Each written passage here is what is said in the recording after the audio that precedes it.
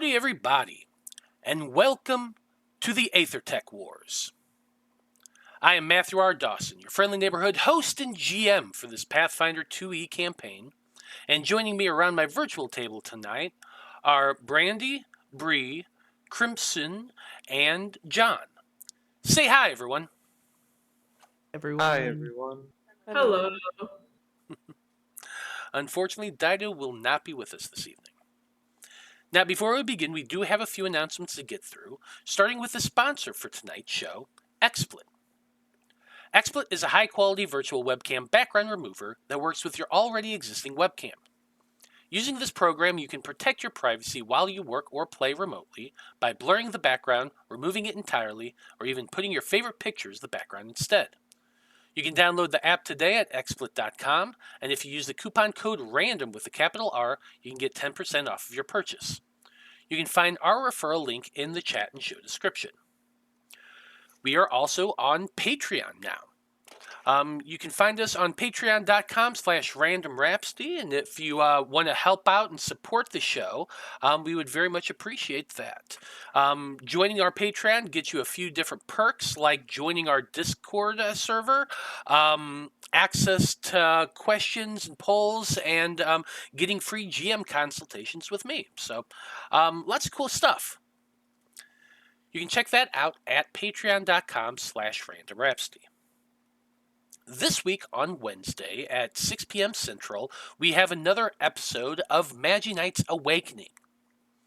Our Magi Knights are beginning a brand new day with fresh new leads to follow, and I think they're going to try to break into a power plant at some point. It's going to be weird. Now, you can keep up to date on our schedule and everything we do by following us on Facebook as Random Rhapsody TV, on Twitter as @random_rhapsody, on Blue Sky as Random Rhapsody, and we're also on TikTok's Random Rhapsody_TV is the right one. And there's a lot of great videos on there, so go check those out as well. And that's going to do it for our announcements.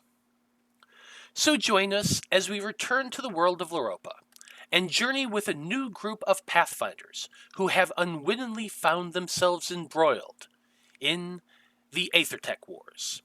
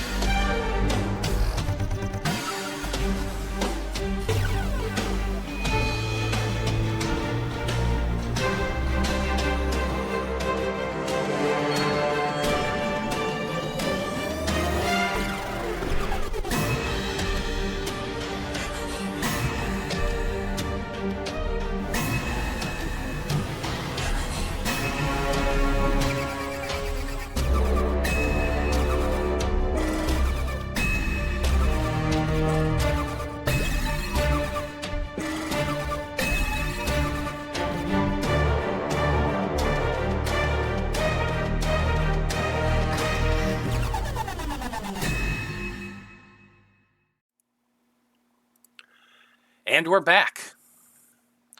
So the way we do our recaps on this channel is by offering up the Random Rhapsody coin, which is good for one free reroll to whomever does the recap. If I do the recap, I'm going to get the coin as well, and I get to use it in all sorts of fun ways to hinder our hero's adventure. And no one really wants me to have that. So, who wants to give our recap this week? Me.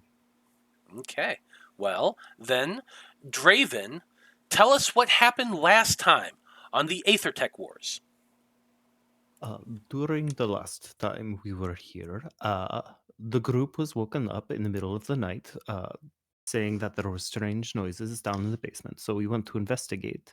And there we discovered a small child getting attacked by a group of rats, where a couple of my compatriots really showed off their skills, and I bled all over, everywhere. It was a lot. Following said combat, we discovered a hole in the wall that led to a series of tunnels. We met with the tavern owner who gave us some potions before we descended, where we just kind of meandered about as best we could, where we stumbled upon two spiders. Malachi and I decided that we would, allow ourselves to get trapped while the others show off their skills. We wanted to share the limelight. Which they so effortlessly took care of those two troublesome spiders. And then we continued on and stumbled upon a place that I am very familiar, a crypt. And here we are. And here we are indeed. There you go. There's the random Rhapsody coin. Don't forget to use it. It only lasts this session. Okay. Pathfinders. As Draven said, you are all standing at the edge of a tunnel that seems to have been broken into an ancient crypt. You can see bricks of stone scattered all about the floor, as though whoever had dug its way towards this point also pushed the wall down in an effort to discover what was on the other side. What is on the other side of that wall, as we've already discussed, and which is probably why the barricade you all broke down was put up in the first place, is a group of sarcophaguses, well, at least one sarcophagus and a bunch of caskets that are all arranged around the remaining walls. The stone sarcophagus that I mentioned is up on a bit of a raised dais. There's about 5 feet of stairs that lead up to a stone platform, and on top of that is that stone sarcophagus that I mentioned previously. On top of that is a broken lid that is kind of half broken and part of it's leaning against one side. The rest of the coffins seem to be made of wood. Now, as you all take this in, a skull rises up from that stone sarcophagus, rising higher and higher, and its skull-like head turns to regard you all with these empty, hollow eyes. The skeleton lets out a harsh hiss before you can react, which causes the lids of the other 4 coffins to be knocked upward and away with a loud crash. So to start things off, of course, I'm going to need everybody to roll some initiative. So as you all know, the way to do that is to click on your token first, bring up your character sheet, and on the left-hand side, there is your initiative.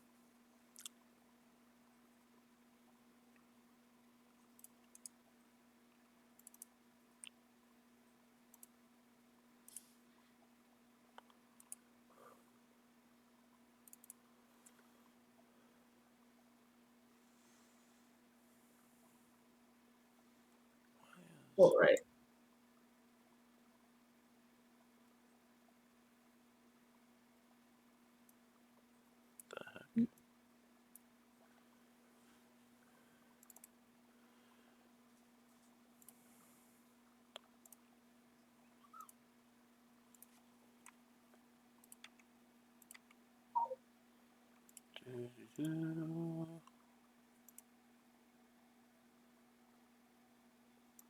I just realized that I don't have the feat that lets me craft ammo. No. Oh no. Uh-oh. So I gotta make 19 bullets last to level 2. Yikes. I wish I had known this. I would not have been so flippant. But yeah, I was like looking it up, like, what do I have to do? Like, how much time do I need to craft ammo? And then it was like, oh, you need this feat. Oh, fuck.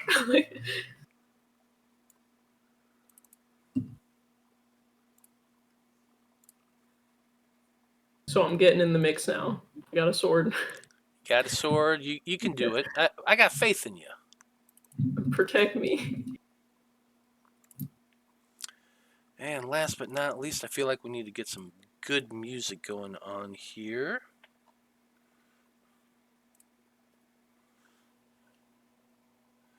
Here we go.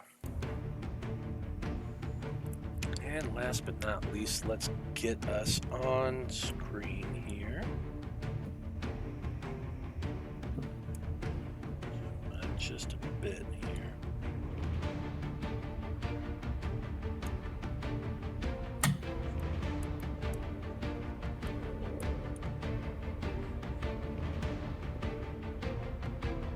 And there we go.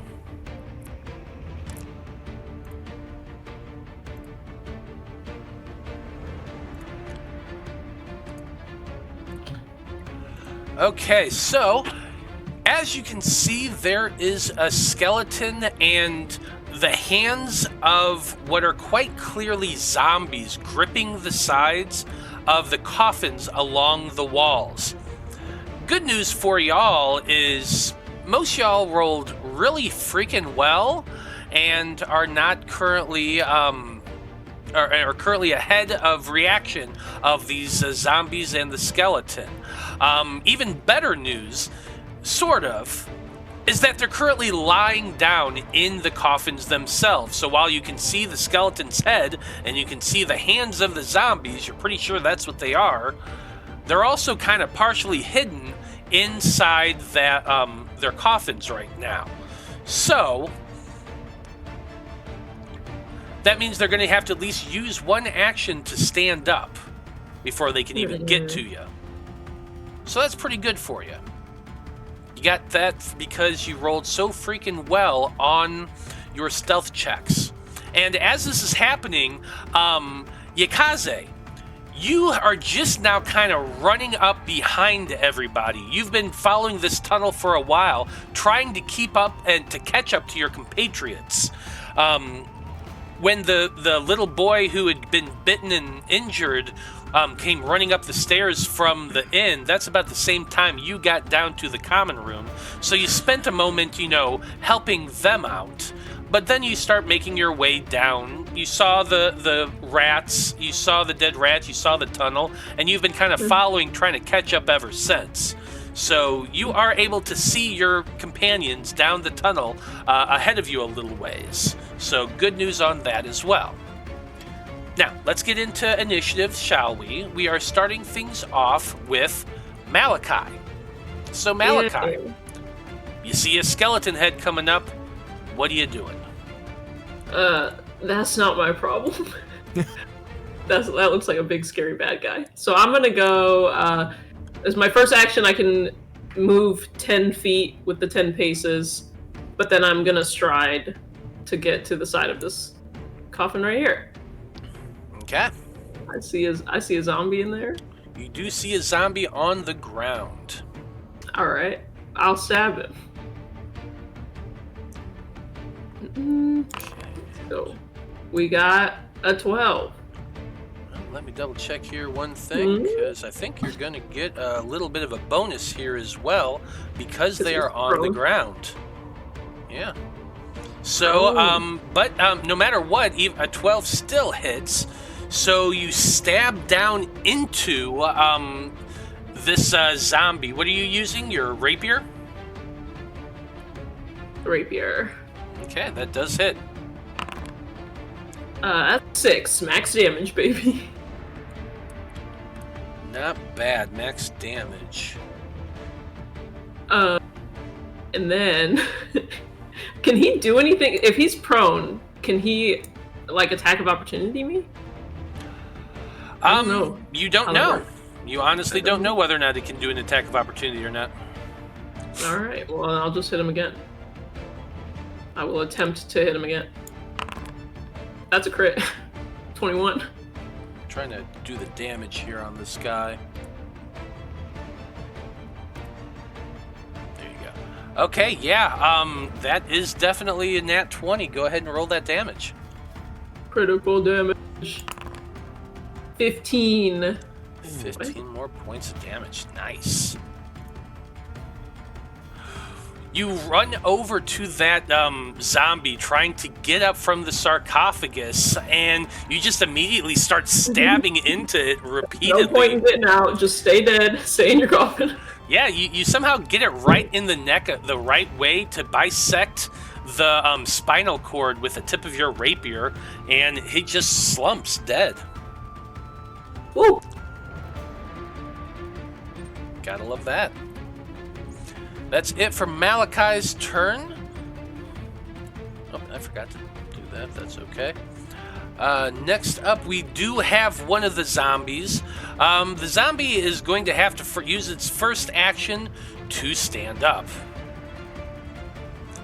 You know, it doesn't have a whole lot that it can do. Zombie, for its second action, is going to be moving. It's going to stride. It has a speed of 25 feet. So it kind of stumbles up out of the coffin. 5, 10, 15, and yeah, I think you're going to stop right there. Double check something real quick.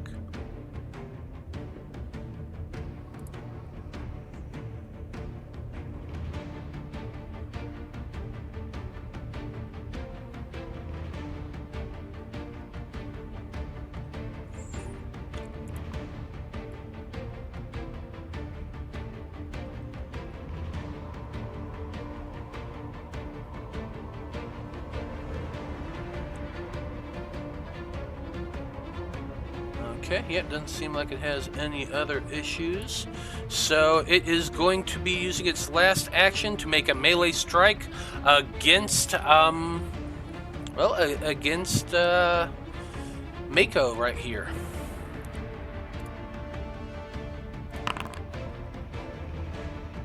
Oof, yeah, that's a 26. That definitely hits. What's your AC? It's a 20. Okay, well, not a critical, so that's good to know at least.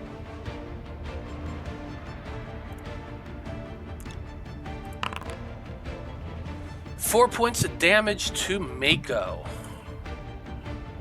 But that's all three of its actions, so can't do anything else.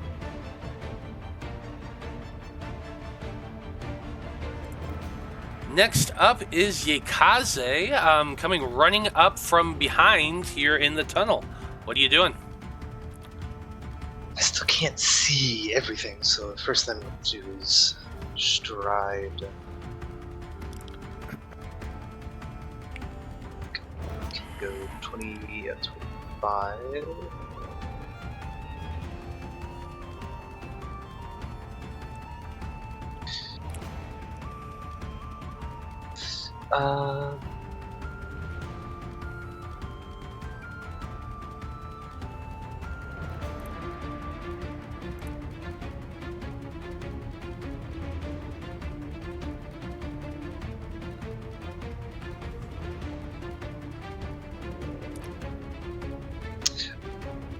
I will look towards this skeleton over here, and I'm going to throw out 3 more sharp darts of metal. Yes, needle darts. Needle darts, interesting. Okay.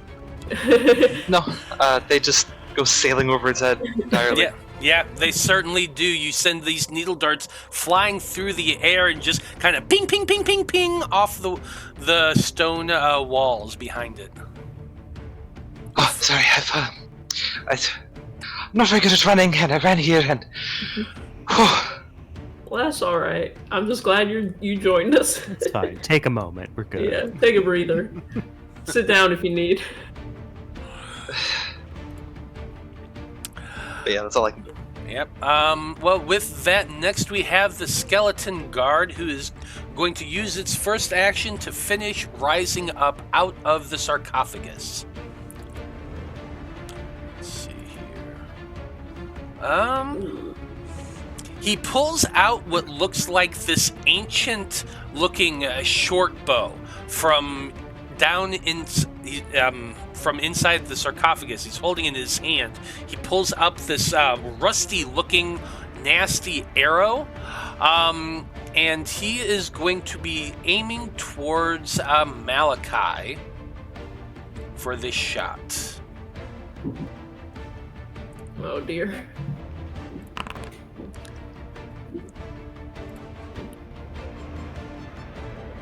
That would be a 10, so I assume that misses. Yeah, my ears perk up and I duck. Cat-like reflexes.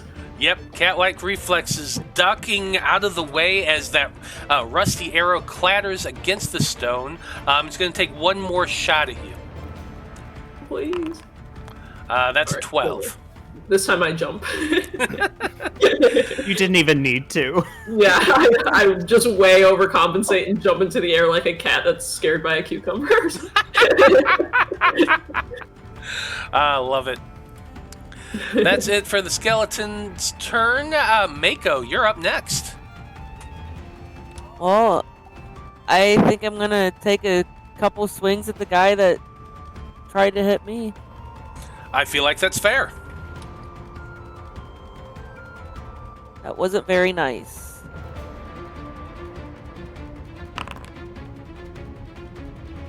Does a 26 hit? Oh, sorry. Yes, that hits.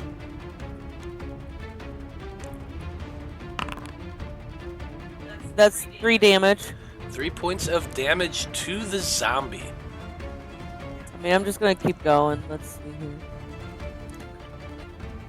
Remind me again, what do I do when I do it the second time? That's going to be your second strike. It should be right there next to the first one. Oh, that's right. Okay. Did her 26, was that a crit? Actually, that should have been a crit. You're right. Yeah, because it's like if it Because exceeds it's- their yes. AC by a certain amount. Yep, no, I missed that completely. Let's go ahead and redo this real quick. Okay, I'll hit the critical. Yeah, Should I hit the critical button. Yeah, hit the critical button. 9, There you go. That's a little bit better. and I'm Cool. assuming a 6 misses. Yes, the 6 does miss. All right. Well, I don't want to move. He's right there, so 8 probably misses as well. 8 also misses. So while that first stab was able to get him real good, like you pull it out and some of that just ichor from the zombie is coating your blade and kind of slips down onto your hands, and your hand just slips a little bit and you're unable to get any more strikes in. Kind of like when you put your hand in the sink water and food. Oh yeah. brushes past. Yeah. Ew. Yeah, that's exactly it. Okay, that's it for Maiko's turn. Next up is a dead dude, so we're going to ignore him and go to the last 2 zombies who rolled really, really terribly. First one has to use 1 action to move. It's going to have next use an action to stride. That's going to beat 5, 10, 15, I know I rolled bad, but I think I 20, I rolled, 25, 9. 15. Oh no. I need you to be the human shield. I mean, That's oh no. Yeah, that guy, all he could do on his turn is move. He strode twice. Last zombie is actually just going to be doing the same thing. First action to get up out of the coffin, and then the last 2 actions to move. 5... No, wrong guy. Okay. Oh, huh. 5, He jumped on 10, you. 15, 20, 25. 5, 10, 15, and 25. There we go. We got 3 zombies all lined up right in front of y'all, getting ready to take some big bites. But it's round 2 now, and Malachi, you're up first. I think you Did forgot Draven me, go? DM. Yeah. Oh, did I? Oh, Yeah, it's okay. you are It's actually not- not in turn order. Oh So no. that's Oh no. my mistake. Let me go ahead and add you there. Sorry. Yeah, on my turn, what I do is I look at Draven and say, "Kill this guy." That's weird. What did you originally roll? God, what did I have? Hold on, I'm going up to it. 9. There it is. Okay, let me change that real quick.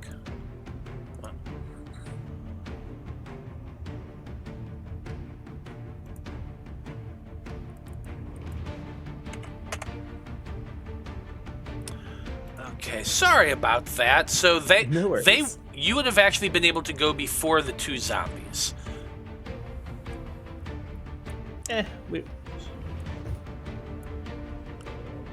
Delay the turn till after. Yeah, it would have been your turn first, so you would have been able to move, and that probably is changing where the zombies are going. So I'm good retconning that a little bit. Go ahead and go, Draven. All right. So I think Draven's actually going to just move over here and punch that dude. Well, slash him. So let's see. Miss. That is a miss. Ooh. No, actually, no. You're attacking with the zombie at 12. It just hits. Oh, nice. You were targeting yourself. Oh, you're Oops, right. Good thing I missed myself. I just want a little excitement in my life. There we go.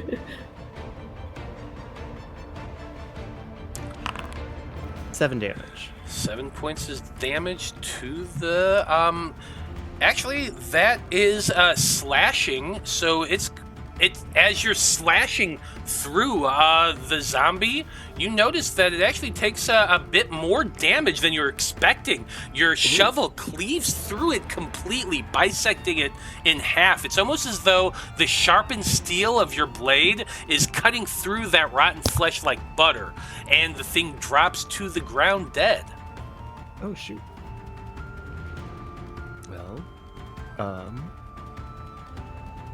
I guess I raised my shield for my last one, because that's it. Okay. Boom. Nice work. Yeah. You got rid of one easily. And now it's going to be the 2 zombies' turns. They're going to do the exact same thing I described before. Let's see. 5, 15, 20, 25, 5, 10, 15, 20. To right there. Gets up with first action on the second guy. 5, 10, 15, 20, 25, 5, 10, 15. Oh. There, it's coming right at you. Let's see, I'm gonna move this one out of the way just so. Aw. Make him make a dex save to stand on his friend. He does not have to make a dex save to stay on his friend. No. I know. Nice try though. Thanks. But that's those 2 turns. Now we're back at the top of round 2 with Malachi. Alright. Well, I'm gonna stab him. I don't have anything that does any slashing, so we're just gonna try our best. That's a 24. 24 definitely hits. In fact, that's a critical. 17 damage, bitch. 17 damage to the zombie. Big hit. Not quite enough to take it out, but still pretty strong. Pierce right through the center of this zombie, piercing its heart.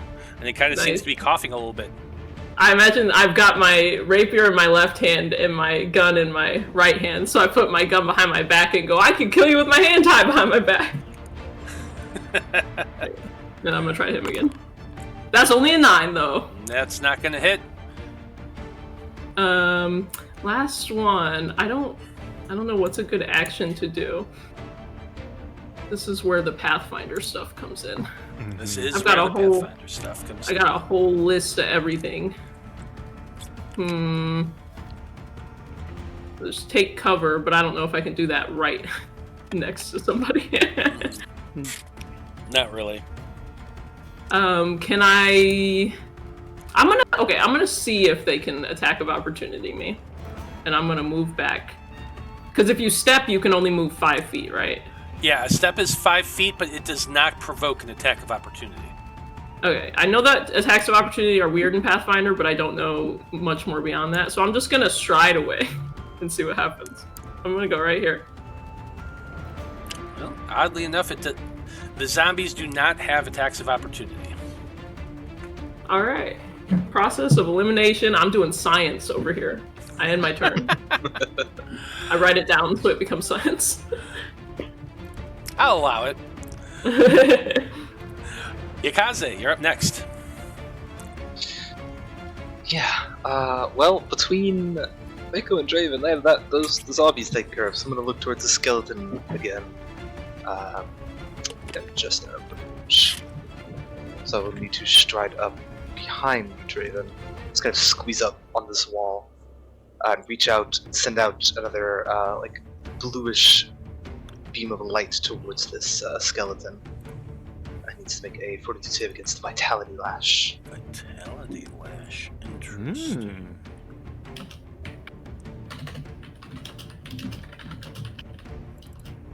Okay.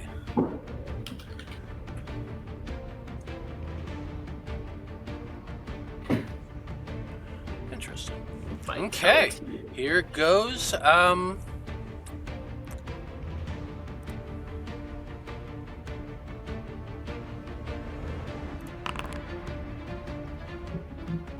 Yeah, that would be a critical failure from the skeleton. Oh, damn. Okay. So he will take 18 points of positive or of vitality damage. And is also enfeebled 1 till the start of my next turn. Nice. Hell yeah. Okay, I'm going to go ahead and apply that. And let's see. They also have the and actually I don't need to add the enfeebled 1 condition because just this bright beam of energy comes shooting out of Yaekaze, striking the skeleton center mass. It seems to just burn through the bones and the old leather armor the thing is wearing, and it just crumples to the ground, dead. Draven puts her hand behind their back to high five. Yes. See, I always thought magic was overrated, but you make it look good. Indeed. That is it for Yaekaze's turn. The skeleton can't go. It is dead. Therefore, Maiko, you're up next. All right. Well, I'm going to.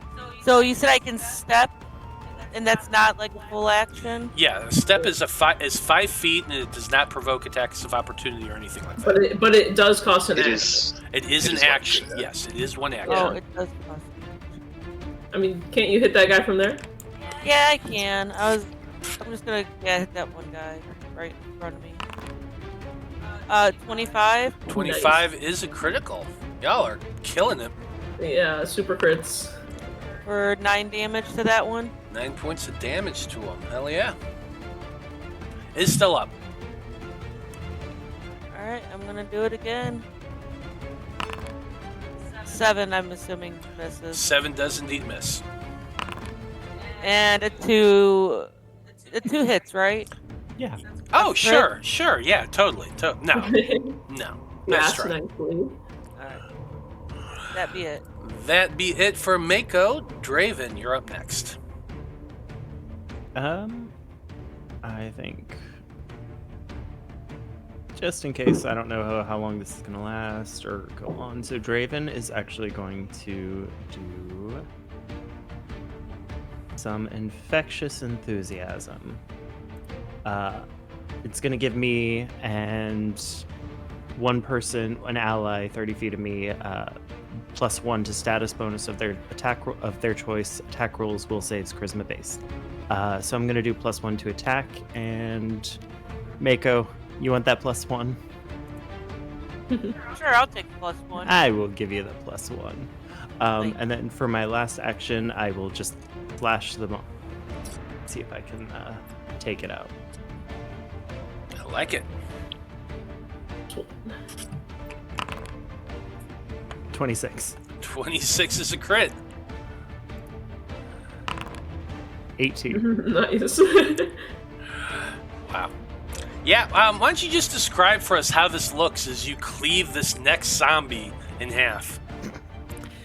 I think it's going to be kind of a combination. So we're like almost the prayer to Jorun. He's like, that's how, for the infectious thing, he's going to be like, okay, it's time. You have been a bane on this world for long enough. It is time to reclaim the balance.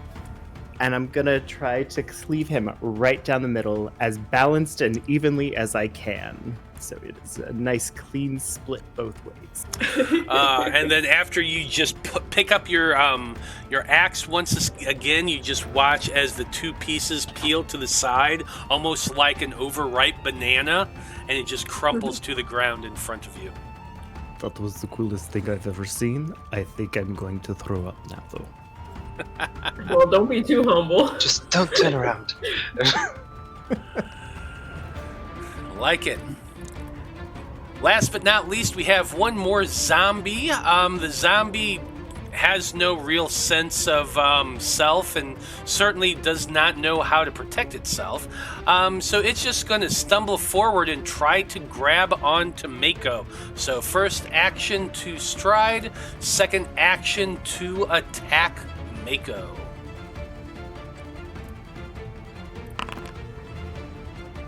That would be a 15 to hit. That would be a miss. That is a miss. Okay, second attack. That's a 10. That's also going to miss. So pretty ineffectual, this zombie here. And we're at the bottom of turn order, so round 3. Malachi, you're up. Alright, I will step up to this fella here. And by that I mean stride up. And then I will hit him with my rapier. Do it. That's a 2. 22 is a critical. Woo! Oh my god. You gotta Ow, love ow. this 12 AC right here. Oh yeah. Alright, I dance up to him, stab him in this dead heart. Yeah. Yeah, you run up and stab it in that dead heart, and the zombie just kind of before it dies. See, I got a feeling that it's not these guys who are like stealing stuff. I would imagine not. Yeah. No. But that does bode well, because these guys were not tough, so whoever did break into it obviously didn't have confidence in their own combat abilities. Yeah, because like seems like it was more effort to put up the barricade than it was to just like deal with the guys. Right? Like, I don't know about y'all, but I'm feeling fresh. As everybody's talking, I'm going just stabbing each zombie in the head. You know, double tap. You gotta get that +1. It's always good to double tap. Always double tap. Do you think there's an issue of like methane gas in these tunnels? Because of like the rotting corpses? I'm just curious. I'm just asking a question. Well, as you all stand there and kind of look about and think about the methane, I'm going to go ahead and award you all your experience. Yay. There you go. 80 points of Oh, wow. experience to you. Alright, we should do more of these detours more often. Because I just realized I don't know how to make bullets. Damn, yeah. I did not buy enough. Falderall showed you how to shoot, how to work on your gun, but didn't teach you how to make bullets. Well, it's like he taught me how, but I don't have the alchemical knowledge. There's a specific book I gotta pick up to find me, you know? Sure. I got you. You fell That's asleep during what that I'll call getting the feat, is like I just need a reminder course of reading this book real quick. You fell asleep during that lesson. Yeah, well, to be fair, it can be kind of boring sometimes. He's like, "Ooh, Malachi, don't spin loaded guns."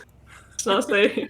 Malachi's notebook is just like those old like anime drawings we used to do at like 14. Yes, it is. It's Malachi with a giant. It's me in a cool like duster with a gun. This is my fantasy self. Well, you are all standing there now in this burial chamber. Lots of caskets all over the place, and a bunch of dead zombies and a dead skeleton in front of you. So, what do you want to do? Well, first I want to say I did redeem a hero point. And So put that in the. Oh, I do see that. Okay. Oh, I see somebody got advantage as well. Yeah, I did not see that, but I will I go don't ahead think Crimson did anything that could use it. no, Not really, no. Not yet. but Not yet, at least. welcome back. But we'll hold on to that, and Mhm. just keep in mind, Yaekaze, that you do have an advantage on the next dice roll you make. So choose wisely. Can I do just like a real quick search of the areas to make sure see if there's anything interesting? Yeah, I don't see why not. Why don't you go ahead and take a look around and give me a perception check. I think while they're doing that, Draven's gonna do what he does and put all the zombies back in their respected coffins. Try to lay them to rest again as peacefully as they can. Because Yaekaze will follow him around with prayers. Okay. So that'd be a 13 for that perception. Okay. Well, you begin looking around, searching through the coffins, looking underneath them. A couple things do catch your eye. The first thing is in that torch sconce that I had mentioned previously in the at the end of the last session. There is a torch inside the sconce. It is glowing with a bright bluish green flame that emits a decent amount of light. That catches your attention. That's kind of interesting and weird. The second thing you find, you go over and examine the stone sarcophagus as Draven and Yaekaze are putting the corpses back in their respective places, and you notice that there is quite a lovely silver shield inside the sarcophagus. It's carved with an emblazoned lion's head in the center of it. It looks fairly nicely made and appears to be made out of silver. Fancy. Someone take them both. Okay, well, I'm going to pop those both into the loot table for you.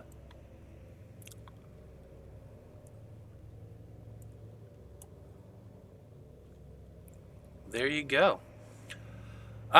It doesn't take you long to figure out what the torch is. It's something that you as adventurers would have heard of before. It's an ever-burning torch. It's a magical torch that always provides light. The other thing, you estimate the shield probably worth about 5 gold pieces if you sold it. Where is the? Never mind. I found the loot table. If no one else there has somebody use for the shields, I can pull the silver from it with my needle darts and try to proc weaknesses. Wait, what If are you gonna it's- do with it? Wait, before that, do we know about the shield? Because if so, Draven might actually need that because his shield is currently like 2 HP. Oh no. Oh, yeah. Is that something you can fix up? Once we get back to town, yeah, I just need to go to like a blacksmith to get it repaired, but... Oh, I'm sorry, You know, 6 HP. Mm. Wait, so shields break in this game? Oh, yeah. Yes. Yeah, Oh, Yeah, shields Dang. have an HP. dang. That anytime you use them to block damage, they take some of the damage. sucks. Well, I Yeah, said, if you want that shield as backup, by all means. I don't need it. If you don't mind, I don't want to be rude. You found it. Yeah, no, I don't need it. And is there anybody that does not have low light or dark vision that may want I to? have low light vision, but not dark vision. I think the only one with dark vision is Draven. Mm-hmm. Because No, I have dark low light vision. vision as well. Oh, there you go. Well, I mean, I'll hold on to it yeah, if go nobody ahead, wants it. I've been carrying the other torch. all this time, so... Well, it's on the floor now, because I was two-handed weapons. It was on the floor for Yeah, it's on the floor. How do I grab it?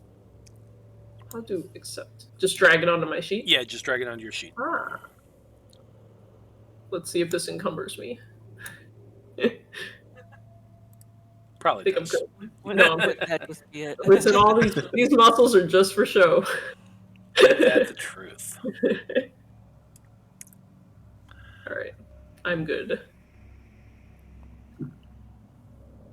Okay. Okay, well, if that's it, I don't see a reason to hang around here. Well, it's probably about this time that you all notice that Aeden disappeared. Yaekaze, you had noticed them flying back the way you came to go look at something as you were approaching. They said they'd probably catch up in a little bit. They had something they needed to deal with. But Fairies. I wonder how long a little bit is for a fairy that can't track time. If it's anything like the children back at the orphanage, they'll show up when they're done and they're ready. It's fine. We'll just go on ahead and they'll catch up. Say no Actually, concern the mine. So yeah, Let's get yeah, moving. I'm gonna go on here. Let's move on. Mm-hmm. Agreed. Alright. okay, well, you all start making your way back away from the crypt. As you're moving out, Draven, this sort of thing is kind of your wheelhouse, isn't it? Mhm. Burial tombs, crypts, that sort of thing. Do you have a lore associated with that? The closest I have to the lore, I believe, is I've got local haunts and ghosts, but I don't know if I have anything on the crypts. Okay. Is anybody proficient in the religion skill? Actually, I that am. one I might be. Is it? Mm-mm-mm.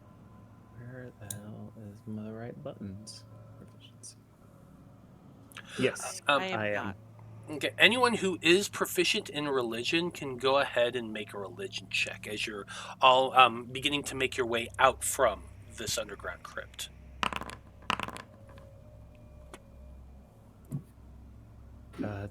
Draven got a 20.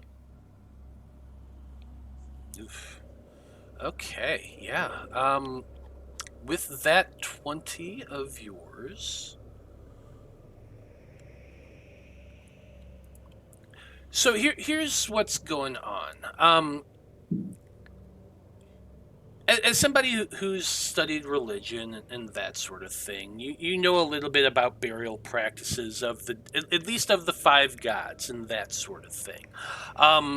What you can tell about this crypt that you're leaving is, number one, it's really freaking old, like exceptionally old. We're talking probably a good 600-700 years old, judging by the dust, judging by the carvings that you've seen on the stone sarcophagus and that sort of thing. It does seem to be dedicated to the five gods. Balrus in particular is the most predominant iconography on the sarcophagus. You also know that after the breaking, a lot of things shifted and moved. The breaking quite literally shifted the landscape of Loroupa to a very extreme level, and even to this day, 40 years later, people are uncovering things that aren't in its natural and normal place. Judging based off of what you're able to see from just the stone carvings and stuff in this crypt, chances are this was a burial chamber dedicated to Balrus that probably got moved and shuffled in the breaking. And whoever is making these tunnels is digging out random locations that happen to be shuffled together. And seem to be at least attempting to loot, possibly, but then again, judging based off the barrier that you found, chances are somebody dug this out looking for something, found a bunch of zombies, and instead of, deciding to deal with it, they barricaded it. Interesting. And that's what you're able to get with your 20. Thank you. Interesting. So you're telling me there are a bunch of little archaeologists. Archaeologists. Who knows? But anyway, you continue making your way down the tunnel a ways, which seems to be heading off in something of an easternly direction for quite a while. You continue to travel a good 15, maybe 20 minutes or so down this tunnel. It's hard to tell. Time is difficult to quantify down here in the dark with nothing more than this magical torch to light your way. However, after about 20 minutes or so of travel, you see that the chamber begins to open up quite a bit. The tunnel, it's actually quite a bit wider and deeper. You've been kind of descending along the pathway of this cavern for a ways. It's been going downward in an angle just a little bit. Nothing too steep, and honestly, it took you a little while to even notice that you're on this incline. But as this tunnel begins to open up, and when I say open up, although it's only about 15 feet wide, it's a good 30 feet high. There's stalactites all along the ceiling, and you realize that you're in, once again, another more natural cavern area.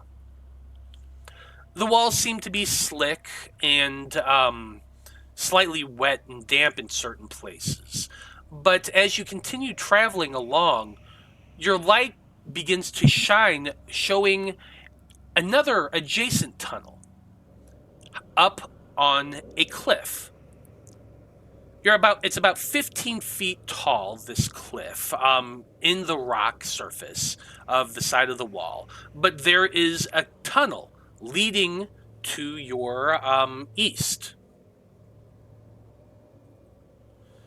All right. Which is where you all are right here. Well, good news for those of us less athletic. I have a climbing kit. Nice. That would probably be useful. I've got a grappling hook. Is that something? I also think I have a grappling. Yes. All right. I have Everybody. a climbing kit as well. Let's go. So I think we're all set, guys. Okay. Yeah. So you're gonna attach your a grappling hook to a rope and kind of throw it up there and begin climbing Mhm. up. Yeah. Ooh, Love it. wait, I got an idea though. Yeah. Oh. Maybe it might make it easier. I can turn into a fox and get in somebody's backpack. It sounds like it makes it easier for you and harder for somebody else. That's all I'm saying. I mean, you might be able to trick me. I'm just saying, I ain't carrying no foxes. I'm gonna shoot my grappling hook.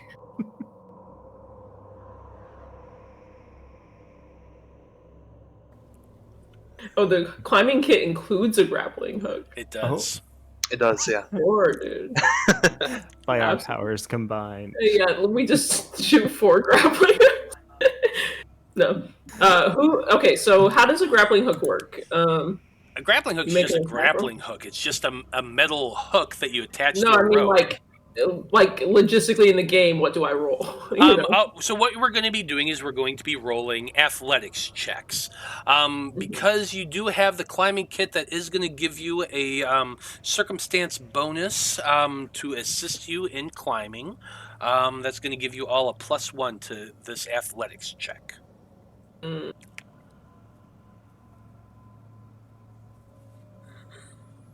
Well,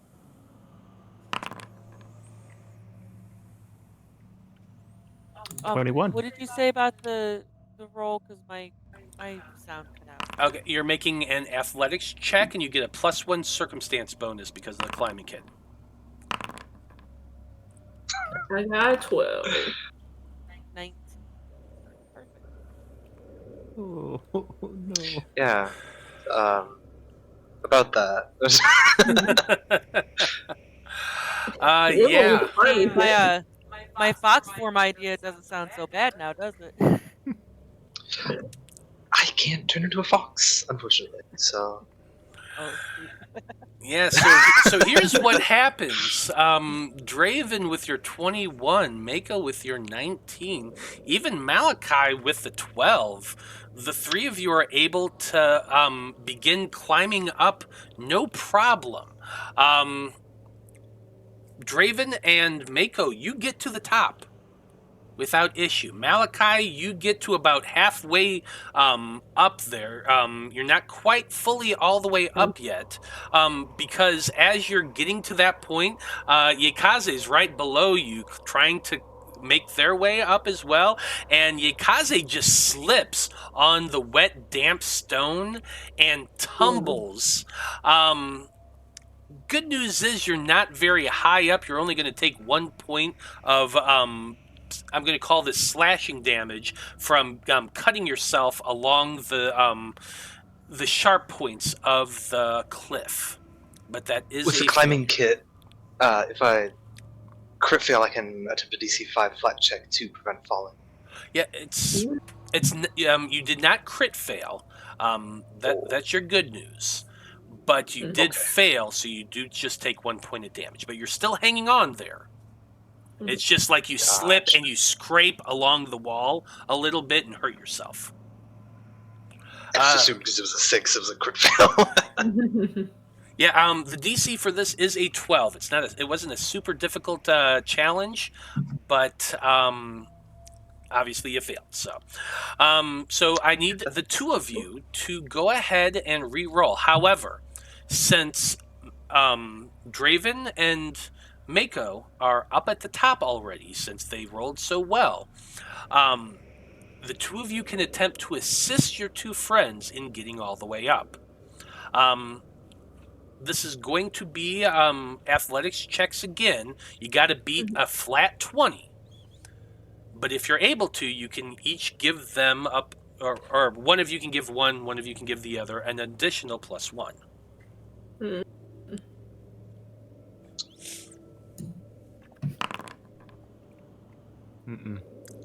Yeah, I'll give assistance.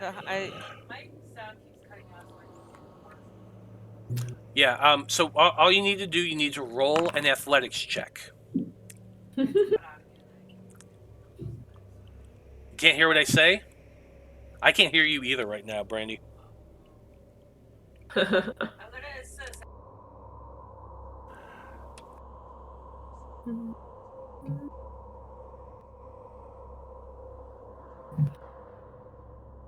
I just yelled it at her. Ooh, Maiko succeeds with the assist. Maiko succeeds with the assist. So Malachi, you're gonna get +1 for the climbing kit, +1 for the assist. Let me add that. 11. Oh my god. Yeah, this sounds about like my luck. So, You both slip once again, gouging yourself along this just sandpapery, almost slick cliff. You both are going to take a point of damage from this. You're still holding on. Neither of you have crit failed, so you have not fallen, but you are stuck halfway up this wall, trying to climb up.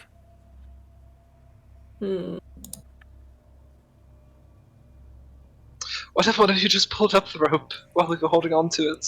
Yeah, why don't you just pull me? I don't know if you noticed, but I'm a particularly weak person. I'm weak, but not quite as weak as Yaekaze, but... Can Draven and I, like, just Pull the rope up. I feel like you got a better chance. Okay. How am I going to do this one? Another athletics check, but the DC's higher. Yeah, I think that's what this is going to be. So, Brandie, Maiko, you are going to first roll an athletics check, and your DC is 20. If you roll that, you're helping Draven to pull this rope up. The DC right now to pull up the rope is a 25. Well, I rolled a 21. There's the help. Okay. I will cast guidance on Draven. That might be a good idea. Mhm. Yeah, you can cast guidance. You're kind of holding on with the rope with one hand, weaving your hand with the other. Can Sink my both claws of in the them rope. roll to assist as well and give him an additional plus? No, it doesn't work that way. I was gonna say, if I Even if I rolled- higher than a 20, I'd be like, I get up. Like, go. I just The thing is, even if I rolled, I would still roll too low to matter. So. All right. Trying to pull two people up. The DC is 25. You have +2 to this roll. I look What? down at Yaekaze and I go, why don't you let go and let him just pull me first? All right. So +2. Yes, +2. I will let go of the rope and we can do it one by one. You know what? I can redo this. I can spend the coin if we want to try this. Well, if Yaekaze let go, what would the So DC be? if Yaekaze let go, and I will say that an 18 is enough to get Malachi up. Yaekaze, however, because you drop, you're taking half of the distance of the fall. The half of the distance of the fall is let's see. Well, it I can't said be it more was than 7. halfway up. Yeah, So you 7 were feet. 7 feet up, so that's another half of that, so 3. You're taking an additional 3 points of bludgeoning damage. You let go and just fall and land hard on your rump.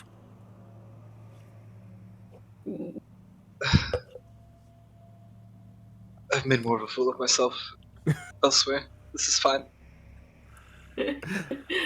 I'm sorry, now I feel bad. I say while lighting a cigarette. You're doing amazing, kiddo. Keep it up. Good job. I'm so proud. Okay, 3 of you are up. Yaekaze is down at the bottom of the cliff with a little bit of pain in her ass. What are you going to do now? Now we all pull. Surely. Shirley, yes. Shirley, I'm sure you can, make a little loop on the bottom of the rope for Yaekaze to, sit on. Obviously, the issue is your hand grip. It's not a matter of we can't Yeah. pull it up. It's that you Totally. down further. Yeah, absolutely. I can't wait to see them get down from the cliff. Mhm. That's the easy part. Yeah, that's way easier, if not more painful, but still. You're not wrong. Okay. Somebody give me a help action to Draven. And Draven, good news is it's not nearly as difficult to lift up Yaekaze as it would have been to lift the both of them. So your DC Mhm. is a little bit lower. Well, Maiko, I don't want to fix what's not broken. So you seem like you've been doing a good job. Never mind. Too much pressure. Am I just too much stuck down pressure. here? Yeah, it seems like my game pairs. Go on without me. Okay, Draven, can you Alright. pull Yaekaze up the cliff? Probably not. The pressure's too high. I'm a very Hey. small, frail Kitsune. It's fine. Hey, Got 18. hollow bones. That is a lot better. Yaekaze puts the loop around their butt and just kind of sits down, and Draven, hand over hand, just starts dragging her up this cliff until you are all finally at the top. The burden of these muscles. It is so much. Frankly, I don't know what we would do without you. Yes, thank you. Don't mention it. It's fine. Also, do you need to? I don't want to lay the healing touch on the bum, but do you need some help? Or are you good? Getting some For bum now, I touch. think I'm fine. Oh, Thank you, okay, though. okay. Now that you are all on top of this cliff and you have the torch lighting the way, you can see that there is a chamber beyond. One that is once again made out of old dark stone. There's an ancient wooden door that's kind of open and hanging on rusty hinges that reveals a ruined chamber made out of stone. Mold and rot stain every surface. On the far side of the room is a stone statue of a giant fish-like looking thing, but it has long tentacles coming off the back of it, along the back area of the fins. Its tentacles are reaching upward towards the altar, which sits in the center of the chamber. Scum covers almost everything, every single surface. This room is very damp, and it's almost a little bit humid in the room as well, as you all step inside of it. But the most surprising thing is that on top of the altar is a perfectly clear silver bowl. It glistens almost as though it's been recently polished. There's no scum or anything on it whatsoever.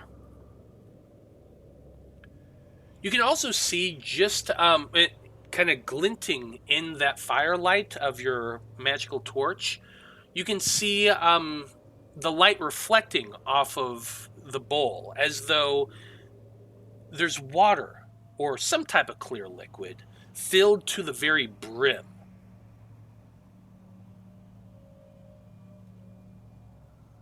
So, Well, this definitely ain't suspicious at all.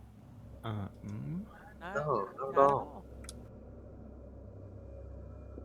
I don't I know if mean- this would be a religion check again to see if there's, or occultism to see if there's any like iconography on it or something of note to let me know what it is.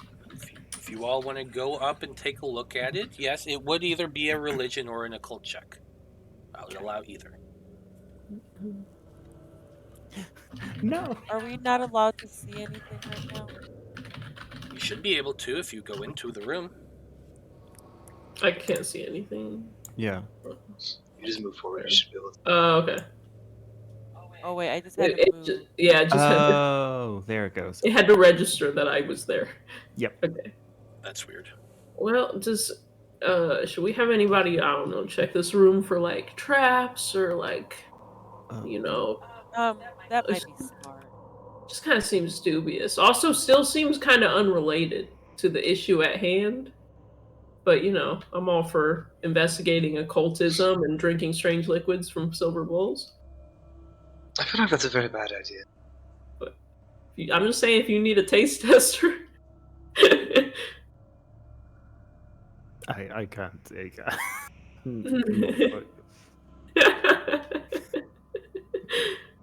You're going to need me to start smoking and drinking now. I cannot deal with you. All right, you just let me know when and where. So you guys are gonna check for traps and stuff first before we go in, really? Yeah, we probably should. It's probably a Okay. good idea. I don't know how good I am at doing such, but I'll try. I believe in you. That would be a perception check. Oh, okay, I can perceive. Perception. That's a 21. You glance about the chamber, looking for any signs of traps, like wires or locks or mechanisms Pressure or anything plate. like that, pressure plates, things of that nature. You do not seem to see any. Well, it seems clear so far. I cannot account for any magic, though. That's not my wheelhouse. I also cannot check for magic. I can pop a detect magic and see if anything pings. Okay, so you're casting detect magic. Mhm. You send out a pulse of energy, looking in the immediate vicinity. Let's see. Oh, yeah, you're fine. Yes, the bowl does appear to be. You do detect magic. Gee, I wonder where the magic is. So I let's- should drink the water in the bowl? Let me investigate a wrong? little bit more. I would like to, as I'm moving up, I want to investigate the general room to see like what it's tied to, like deity-wise, and see if maybe it is cursed or if this is just like a standard religious like altar. Yeah, that is, like I said, is going to be a religion or an occult check. You got it. Make that one a secret check.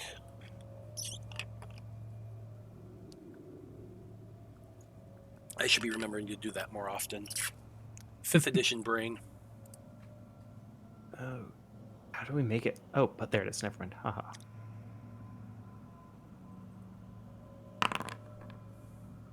I'm gonna use my coin because I'm curious about this.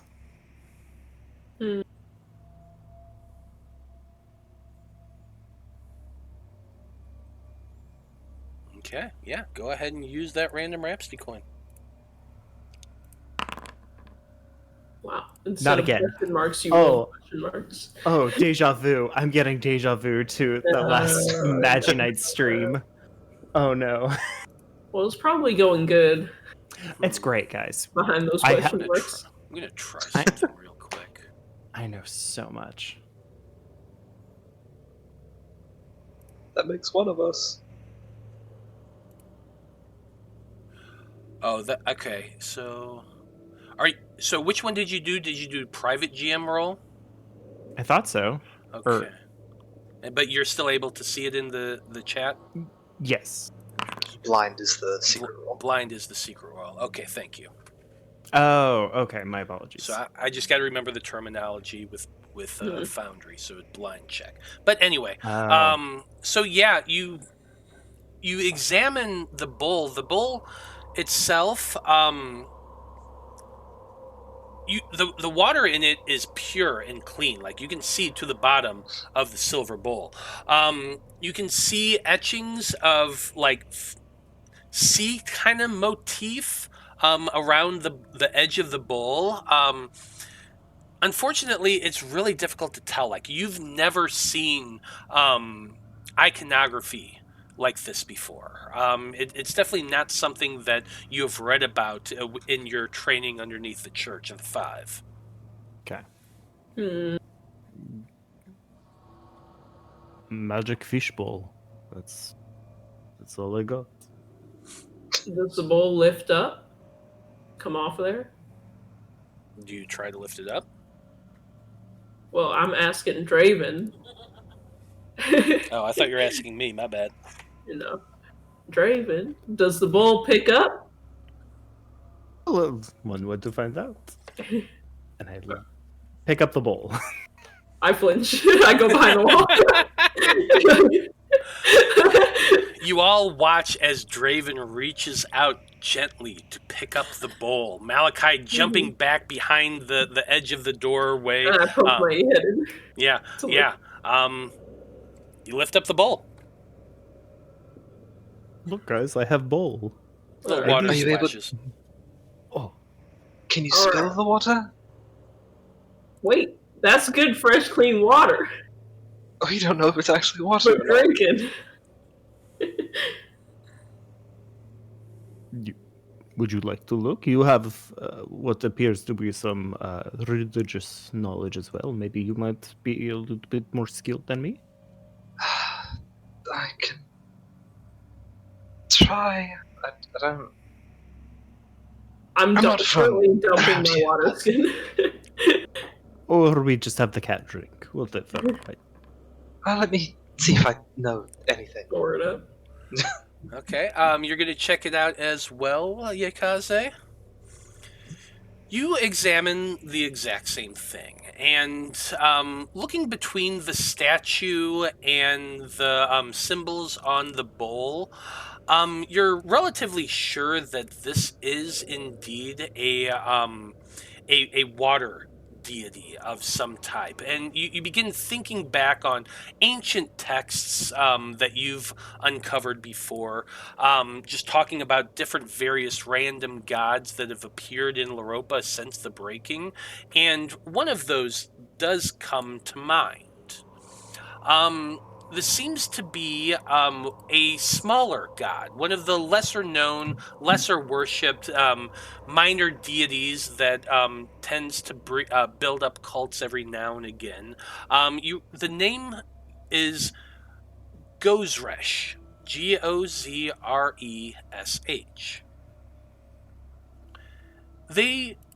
Their domains seem to be nature and the fury of the ocean.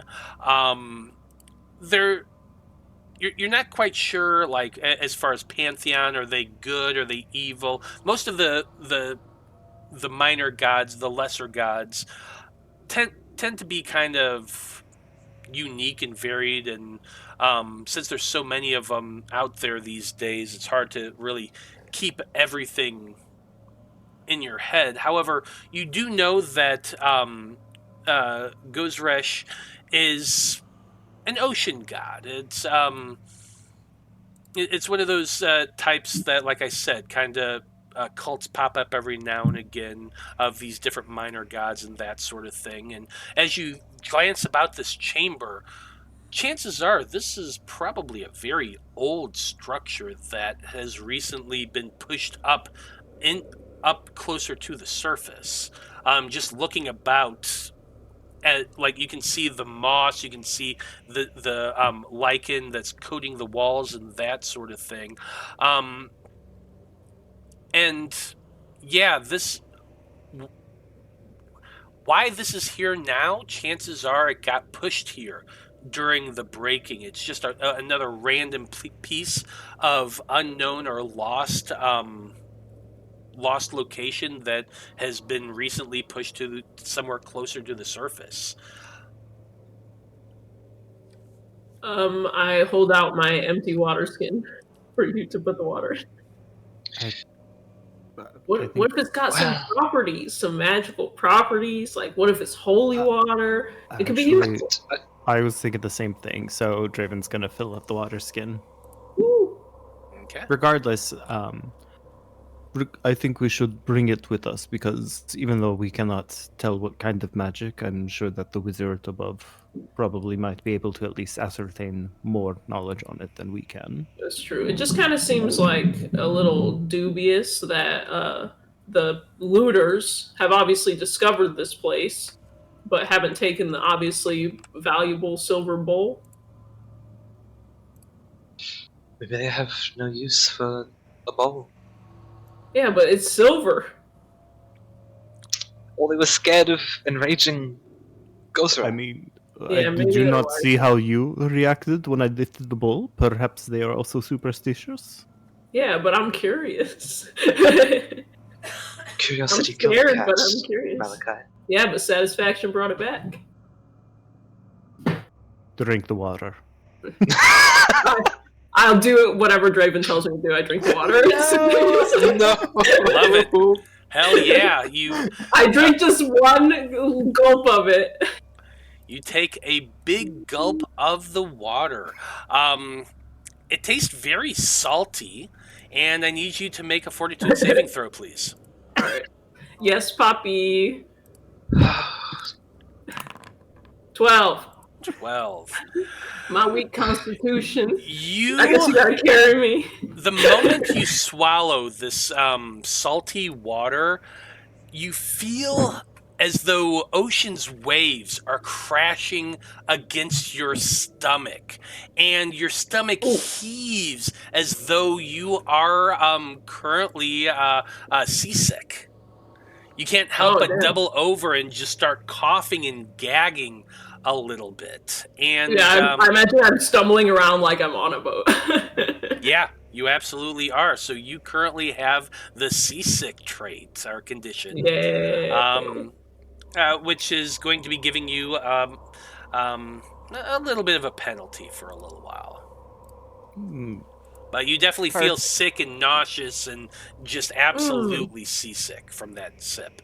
However, you're also going to be taking... Ooh. Salt damage. 8 points of healing. Ah! Okay, I only was missing one, so... Well, I'll tell you, I it never felt sicker, but I feel like I'm in good shape and I'm ready for a scrap. So let's go. Alright, good to know. Let's stumble.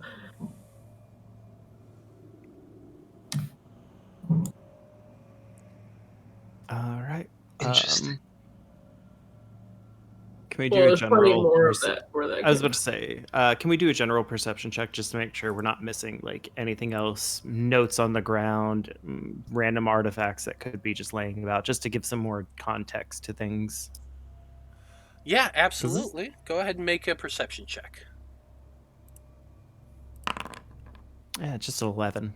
Yeah, unfortunately, you're glancing about, looking around. Other than the silver bowl, the statue of the weird-looking fish with tentacle fins, and the altar, there's not really much else here. In fact, you don't really even see a lot of footprints on the ground.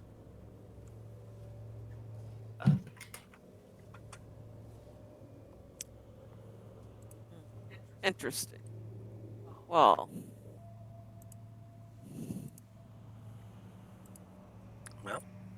That So maybe they haven't been in here. it's possible. It looks like they haven't explored everything just yet. They're making their ways though. So I'm gonna put this in my inventory as healing salt water. Healing salt water that makes you puke.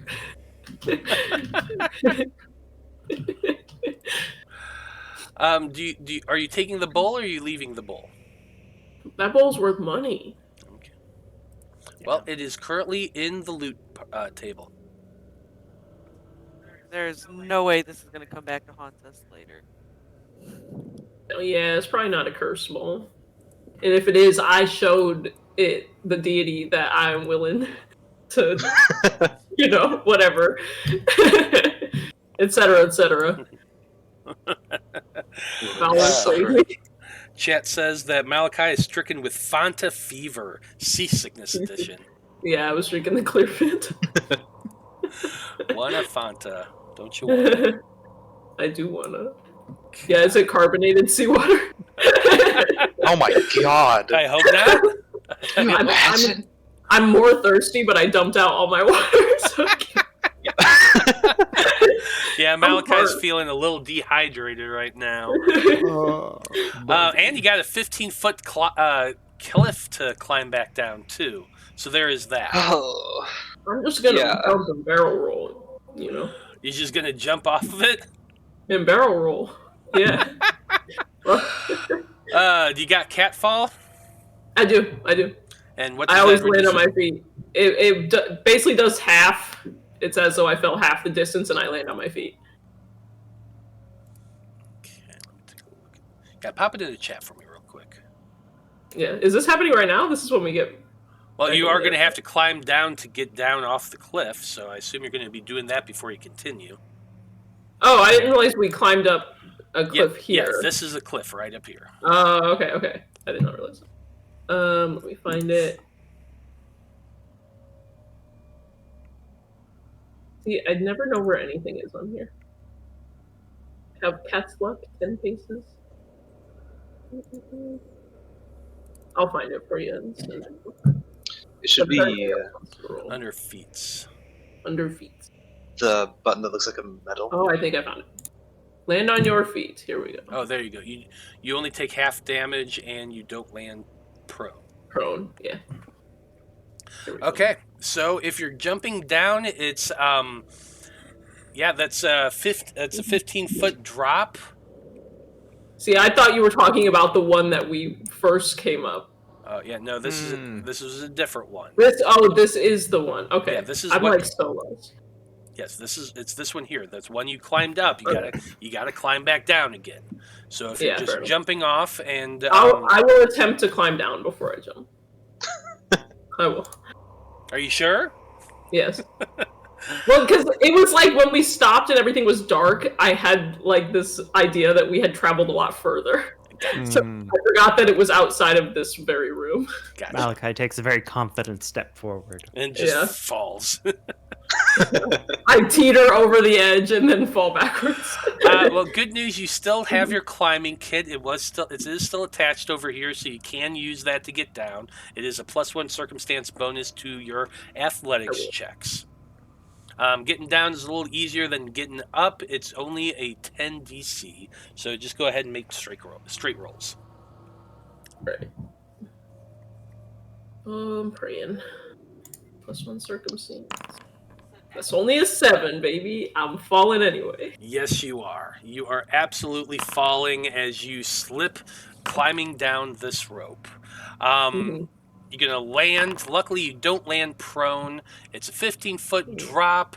That's half of that, so 7 points of damage. But can we get a cheer for Yaekaze succeeding that DC 10? Yay! Hey, good job. That's never happened before. Good job, Yaekaze. You are able to climb down without issue. Maiko as well, you rolled a 17. Draven, you rolled a 15. So the rest of you are able to make it down off of the cliff without issue. Malachi just kind of limping a little bit. I'm too seasick. Mm-hmm. Oh yeah, that's right. You also would have that climb that you did. Also, it would have been at a -1. Yeah, so I got a 6. Yeah, so you just got get rid of my 6. But anyway, you are down on the ground once again. The tunnel seems to be going onward down in a southern direction, still descending slightly. But it does continue on for a ways. You continue traveling for a good 15 or so minutes until, as Malachi has that torch in their hand, you can see in the distance that there is a door inset into a stone brick wall that the cavern just kind of juts up to. I forgot to ask everybody what their exploration roll was going to be for this next leg of your travel. So let's do that real quick before we talk more about this wall that you've encountered. Who's doing what for their exploration? I will scout. Okay, I like it. I will perceive. I guess do perception checks to see if there's any traps or switches or whatever. Let's see.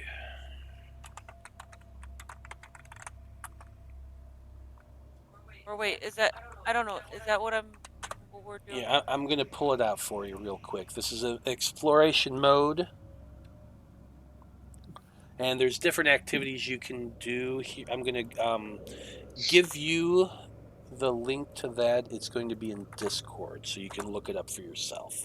But your activities are the things you do as you're traveling. So avoid notice, defend, detect magic, follow the expert, hustle, investigate, scout, which is what Yaekaze is doing. You can search, So there's quite a few different things you can do during this time. I see treat wounds is a exploration activity. Can I attempt to treat my own wounds? Do you have a healer's kit? Oh yeah, did we have this issue before? Or Yes, we have do. one? Okay. Oh, we do have a healer's kit. Oh yeah, I remember we went and bought one from the tavern owner. So yes. You have to be trained in medicine to treat wounds, Yes, though? you also do have to be Okay. trained in medicine. Okay, well then never mind. Is anybody trained in medicine? Because you could. Yeah. You are? Okay. So We both so they could help you and treat your wounds before you set off on this next leg of your journey. Yeah.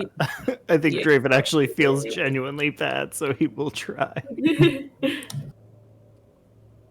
then I'll treat my own. If Draven is damn. gonna treat Malachi's. Okay.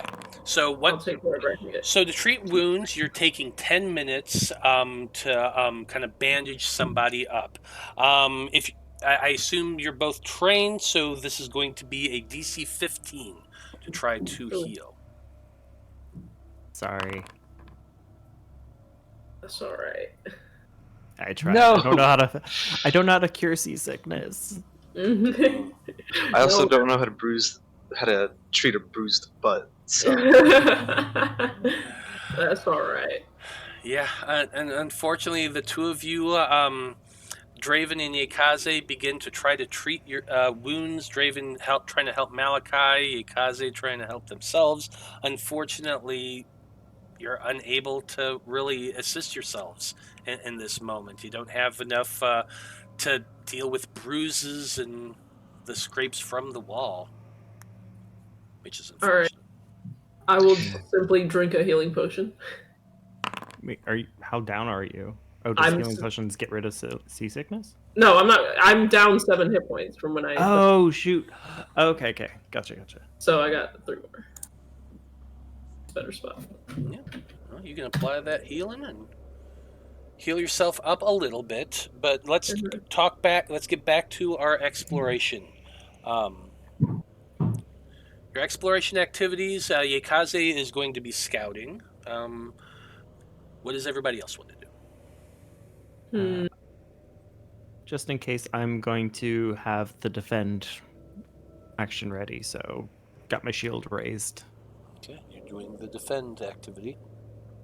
I will search. You're going to be searching. Okay. You're looking for hidden doors, hazards, so on and so forth. I like it. Maiko? Imagine that's perception. I'm gonna avoid notice. I'm gonna sneak around. Okay, so yes, that's going to be a perception check from Malachi. That's going to be a stealth check from Maiko.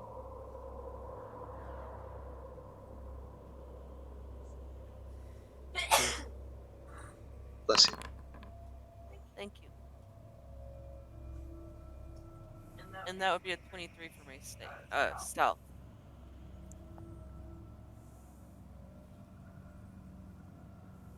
Okay. As you make your way closer to this door, Malachi, you're examining the door itself. You're looking for traps or anything of that nature, which you do not find. However, you can hear a little bit of whispering from the other side of the door. What languages do you speak? Ooh. I don't even know what this one is. Okay, common, and then it says Amurin. I have no idea. That's catfolk language. Okay. Well, then there you have it. Then what you can hear is...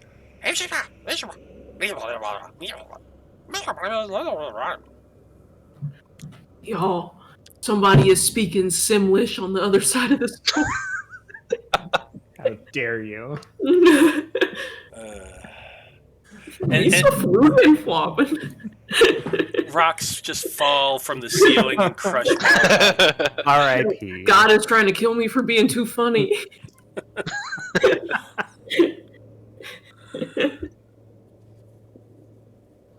Alright, definitely let everybody know that there is noise on the other side of the door. Some speaking. Can I... Oh, man. I was gonna say, can I listen and see if I can understand? Is it either halfling or kitsune? I doubt it's kitsune, but It is is. halfling? It is neither. Yeah, I have no idea then.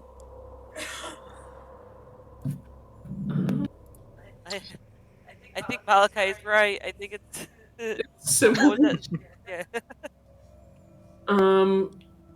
So I don't know what seek really gets you, because I want to try to determine a number of creatures, and I feel like my bonus would apply to this, to seek undetected creatures within 30 feet. They are undetected. I don't see them. So I'm kind of Let's like, see. You seek meticulously for hidden doors, concealed hazards, so on. You can usually make an educated guess as to which location is best to check and move at half speed. I think you're looking at the search, right? Which and one? I'm looking for the action seek.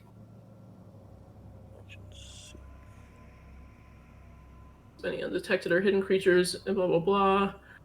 Creature you detect might remain hidden rather than becoming observed. Yeah, just pop So, that. this is... I don't know where I found this. See if I can pull it up on here. There we go. I don't know how to, like, quote things. Like, pop it in the chat, you know? I'm honestly not sure. Says it was copied to my clipboard. Paste. Nope. We can. Yeah, we can't send it in chat. Mm-hmm. Yeah, that's irritating. Yeah. So yeah, it doesn't say anything about like. Let me take a look here real quick.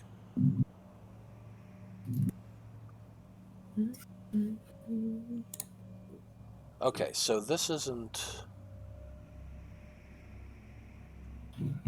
Okay, so this is okay. I understand what you're trying to do. This is not a part of exploration that you're just trying to actively seek. I gotcha. Yeah, I'm trying to put my ear up and see if I can tell how many creatures, like undetected creatures, are on the other side. Okay, I'm gonna need a secret perception check from you. Okay. Make it secret. Blind GM roll. And I use my circumstance bonus because I got big ears. Okay, now I gotta check that against. Let's see here.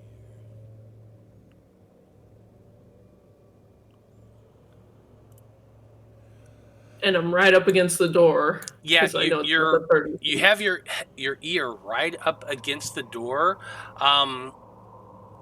It's difficult to tell. You can tell that there is multiple voices, but they're so similar, it's hard to differentiate exactly how many. All right. There's a number of voices. I pull out my gun.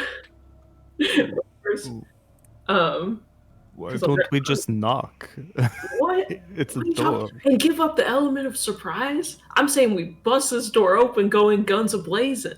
But it could be little children, like goblin children, just trying to... We don't know. I'm just saying. All right, I've got my I got my Lamat set to the shotgun. For sure. All right, you can, throw the door open if it makes you feel better. Scope it out. So what are you doing, Draven? Are we opening the door? Well, my vote is for throwing the door open and running in the room like a bunch of madmen. Draven wants the Maiko, Yaekaze, what would you like to do? I was Well, we can always first to see if it's locked or not. We can always apologize and walk away. We can't surprise them without surprising them. we've got an advantage that you're saying we should give up. If we open it up and it's goblin children, we'll just say sorry. Oh, you know what? I like that plan. Please go ahead, do it. All right. First, Can I maintain my stealth? Yes, you can maintain your stealth. It sounds like you're just bursting open the door. assuming it's unlocked, like we test the handle and make sure it's unlocked, and then if it is, we're gonna throw it open. I can't believe I'm doing this. Okay, you reach out and yeah. check the lock. It is locked.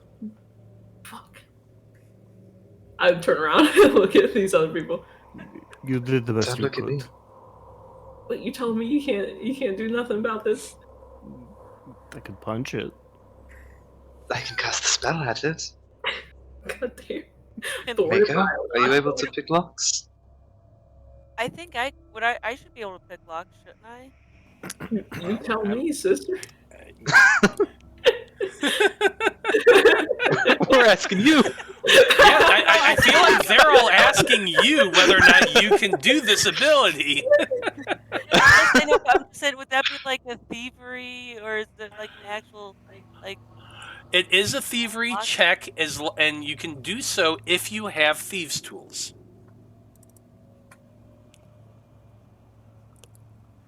Gotta feel It's fine, You have to why not break this have door thieves' down. tools? What is What kind of rogue am I? Well, you're not a rogue. You're a. Oh yeah, you're just right. Well, I've got something in here that said rogue. Okay, so. all right, Draven? If you're gonna bust the door down, you gotta do it in one fell swoop. None of this like several, hits throwing your shoulder into it. Oh Tell no, why would you tell say me. that? It's gonna be a one. Draven, I poke him on the chest. You got this. You can do it. And I step back, and I'm like holding my gun out, like taking deep breaths, like I'm ready to bust in there and blast. I swear I'll wait and see if it's goblin children or not. Open the door. Go ahead. Okay, you're trying to break down the door, Draven? That's going to be an athletics check. Alright. Got this. 19. 19 does hit. You're going to roll an unarmed strike damage.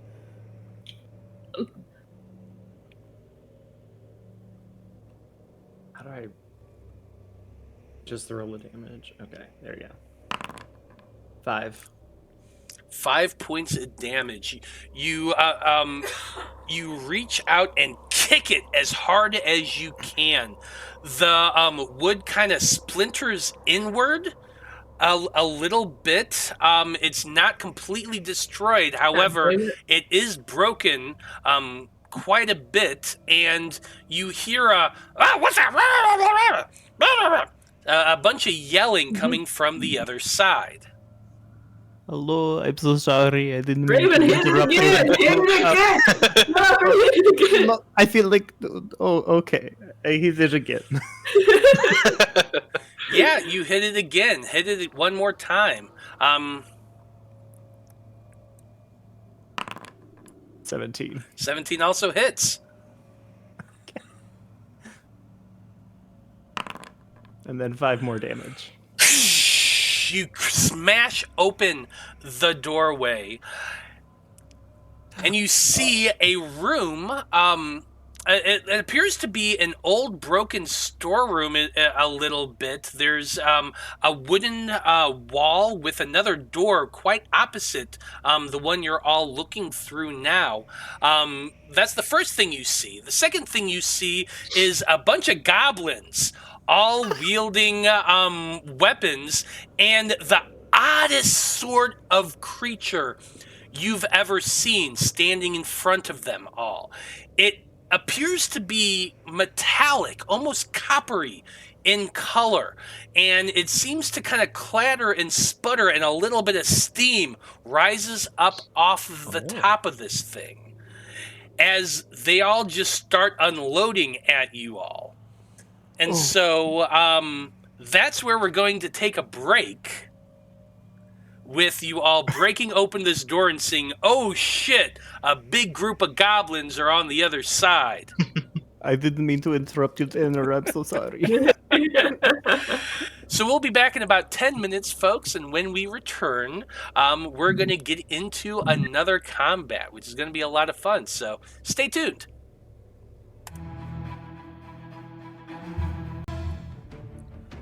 Howdy, everybody. We are back.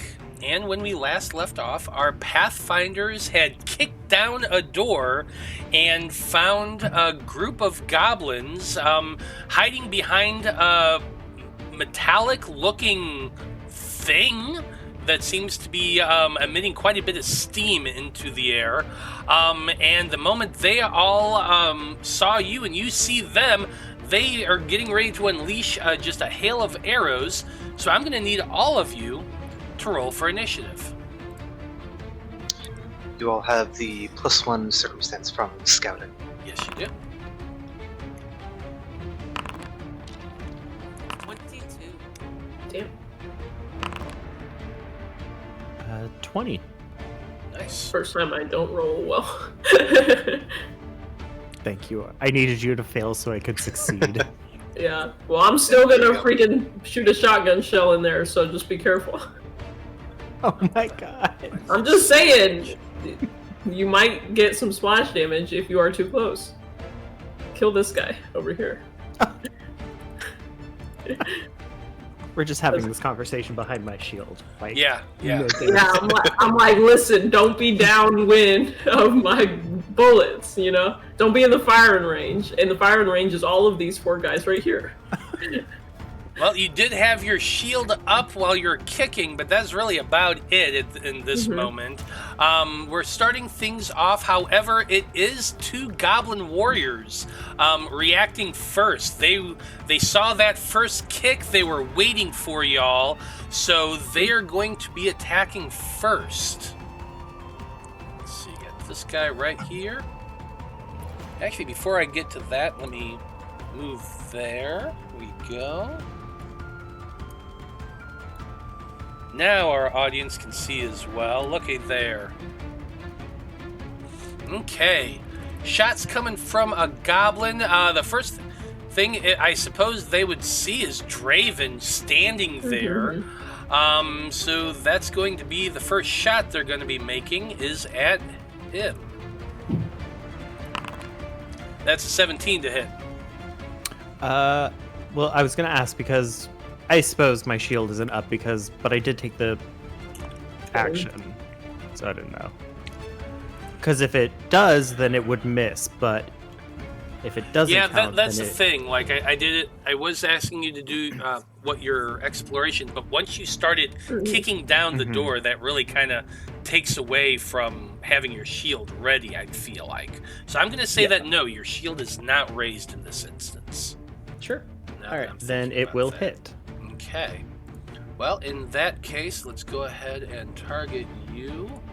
Roll some damage. That's going to be 2 points of damage to you. Arrow comes flying right at you. Thunk. Ow. 2 more attacks. 9's going to miss. And 16, I think you said is going to miss. It is. AC 17. That's what I thought. So yeah, first goblin comes shooting out at you, 3 arrows in rapid succession.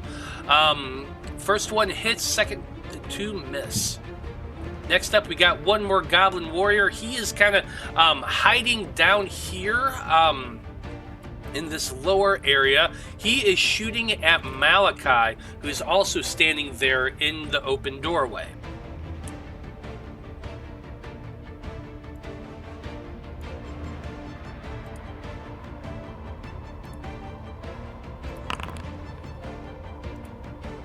That is a 23 to hit.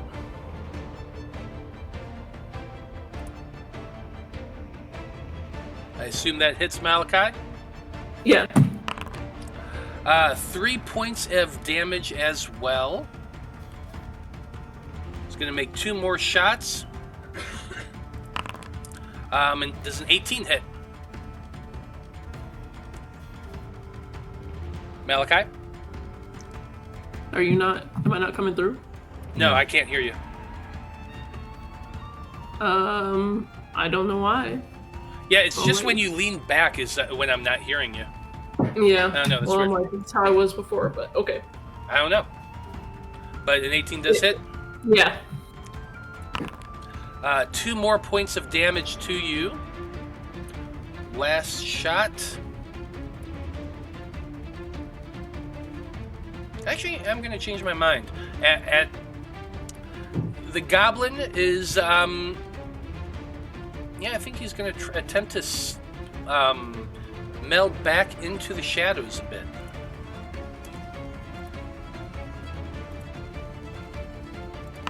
Ooh.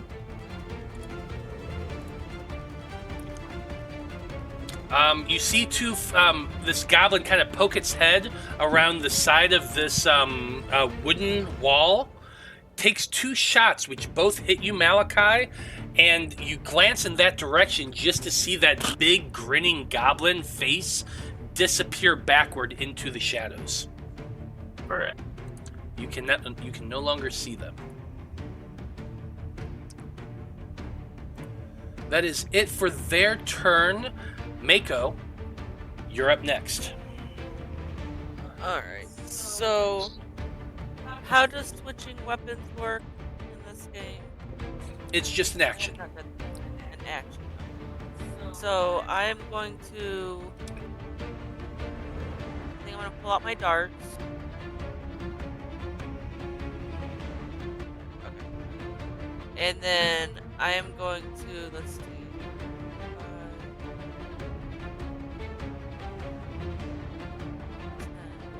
Alright, so... Hold on a second. Alright, yeah. This guy right here. Can I hit him with a dart from here? Well, you can certainly try. Well, I mean, I'm just saying, is that like a What's the range on a feasible- dart? I don't know. If it's at least 20 feet. Yeah, It's you should- probably just 20. 20. Yes, that's 20 feet. then you should be fine.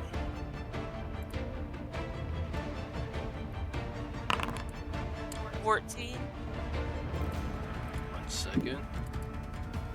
14 misses. Okay.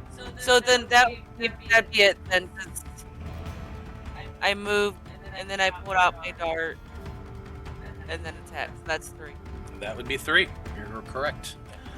Your dart goes wide, right? The goblin is kind of like crouching down behind this metal construct, I guess you would call it. It certainly is bipedal-ish. It honestly looks more like a dog than anything else. Like you know the cartoon version of a bulldog with like the big jaw and that sort of thing. What's up? He's off guard to me. Does that Ooh. change anything? Oh, actually, he would be considered flat-footed to you because of your thing, I believe. Let me double check here. Yes, actually, they get a -2 circumstance penalty to AC, which makes that a just hit. Then give him 2 damage. 2 points of damage. I like it. So as I was saying, this thing is crouched behind what looks like metallic, robotic cartoon dog with a big jaw, springs kind of poking out and wires poking out of the sides as though they're ears, a big, massive front legs and smaller, squat back legs. The front legs are tipped with these long claws, almost looking like shovels in a way. This goblin was crouched behind it with his bow, getting ready to shoot. But then Maiko comes flying, throwing the dart, and hits it right in the cheek, doing a couple points of damage, cutting a long gouge along the side of its cheek, and it just cries out in pain. That is going to be it for Maiko's turn. Draven, you're up next. Awesome. I would actually like to. Can I do the seek action? Because with my liminal fetchling ability, I actually get a +1 circumstance to locate undetectable creatures if they're in the shadow. Absolutely, you can. That's going to be a perception check as your first action. Go. Wow. Nat 20, so 25. Yes, you can absolutely see this goblin. I'm going to make him visible for you. Perfect. And let me see if I can make it up to him. I'm going to double check the wording on that, but I believe with a nat 20, you know exactly where he is. Okay, and then I'm going to move up right here. And say, before I'm gonna hit him, but before I hit him. Okay, hold on. Actually, hold on a second. Let me. Oh, sure. I just noticed something about Seek. You scan an area. You're looking for a creature. You scan a 30-foot cone. Yeah, you're good on that. Critical success. You're searching for creatures. Any undetected or hidden creature you critically succeed against becomes observed by you. If you are searching, yeah, okay, so yeah, you absolutely 100% see exactly where he is. Sorry, I just wanted to confirm the wording on it. No, you're great. That's fine. So then I will move my 25 feet up here. Absolutely. And then I will, for my last action, swing at him. But before I do, I was going to show you some mercy, but then you went ahead and hit my friend over there. No more. You get no mercy from me. And I will bring down the shovel.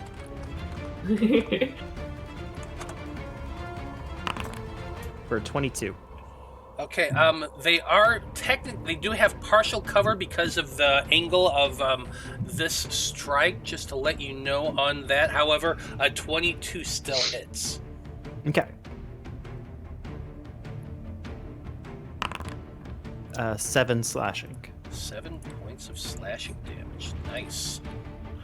You come running up at holding that your shovel that you fashioned and shaped into a battle axe, cleaving down on this little goblin that's holding the bow, just completely, you just cave in his head almost like a ripe melon, and he just sticks there with a thunk. Good. That's going to be it for your turn. Yeah. Yaekaze, you're up next. Yeah, so Malachi ain't looking too hot, right? Taking a couple of hits. Been better. So I'm just going to use 2 actions to cast Heal on Malachi. I'm always looking hot. That depends. So Yaekaze kind of just looks towards Malachi, and the kind of the white part of her mask glows the same blue that the rest of her magic does. And the wounds that were on Malachi start to not close, but push out any of the arrows and stop bleeding as much. For 10 healing. Nice. I'm back to mags. Oh yeah, I guess I can press the button. Hold on. Thank you. I was in there editing it, but it's fine. Yeah, we get all these cool buttons in chat now. You might as well use them. Yeah, I forget. But there you go. You are fully healed by Yaekaze. Yes. I'm just gonna move over here just so I can stay out of the line of fire there. That's fair. And that's my turn. Love it. Next up, we have the goblin that was hiding behind the odd metal contraption. It has its bow in its hands, and it's going to be returning fire at you, Maiko. Alright, I'll just duck out of the way. Let Maiko take it. Yeah, it's just kind of going right over your head, arcing a little bit. They're just going to arc it. I am pretty short, so... Such a gentleman. I know. An 11's not gonna hit you. I just dance right out of the way. An 18 I don't think does either. Nope, danced out of that one too. The one, definitely however. does not. No, like that last one, they're pulling it back, the bow back, and suddenly the string just snaps. Ah!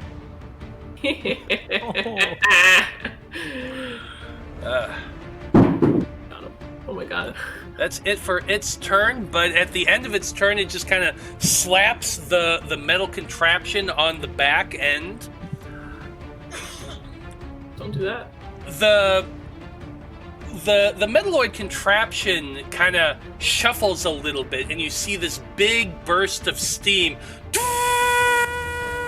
coming off the back of the thing. It is going to use its first action to charge forward to right here at you, Malachi.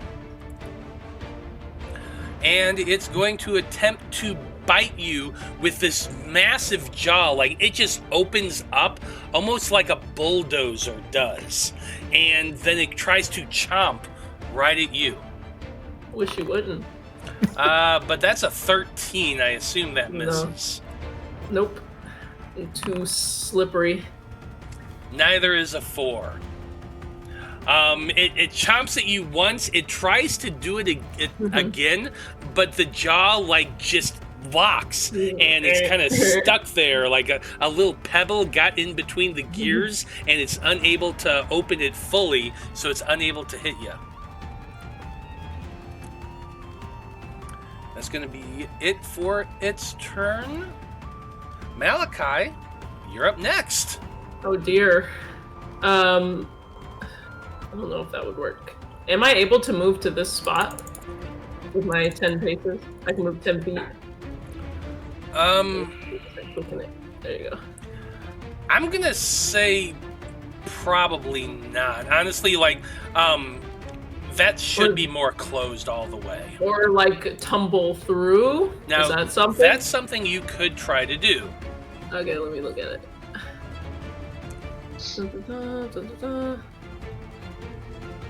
Don't find it on my paper.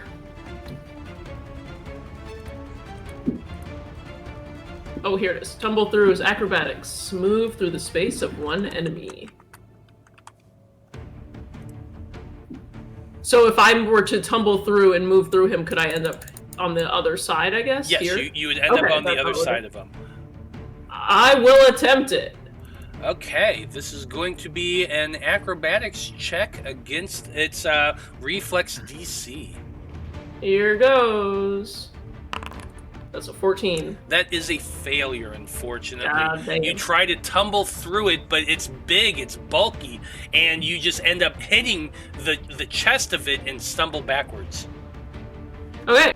Well, in that case, I think I will attempt to stab it with my rapier. I don't know how much that's really going to do to this thing, but sure.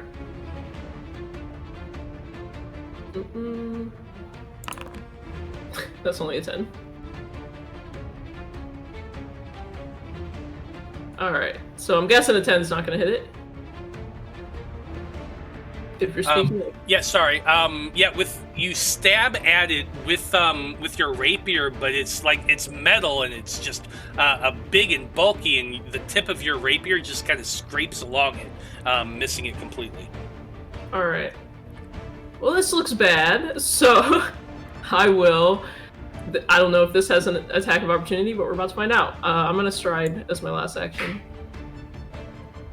5, 10. This thing actually does get an attack of opportunity on you. All right. That's an 18. That is gonna hit me. Yes, it is. Going to you, Malachi. 9 points of bludgeoning damage. Oof, owie. Yeah, I'm glad I healed you. Yeah, thanks for healing me. I would have been dead.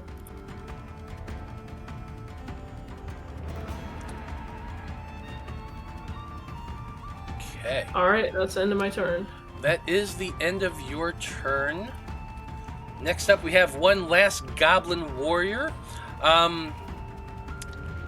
Seeing the two of you moving in to this room, I'm going to roll a d4. 1 and 2, they're attacking Malachi. 3 and 4, they're attacking Draven.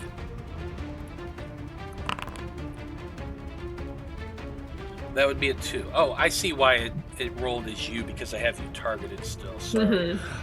So anyway, it is targeting Malachi with these attacks. Shooting the short bow. 13 is going to miss.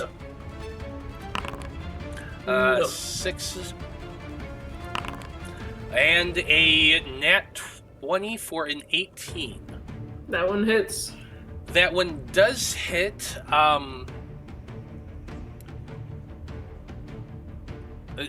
Is your AC? What is your AC? 17. Okay, so it is technically a critical because it's success, and then the critical bumps it up by 1. It's weird. Anyway, 10 points of damage to you, Malachi. I am down. You all see Malachi as he skids right there next to Draven, suddenly gets hit by an arrow right in the side, and he just spins and drops to the ground unconscious. Oof, owie.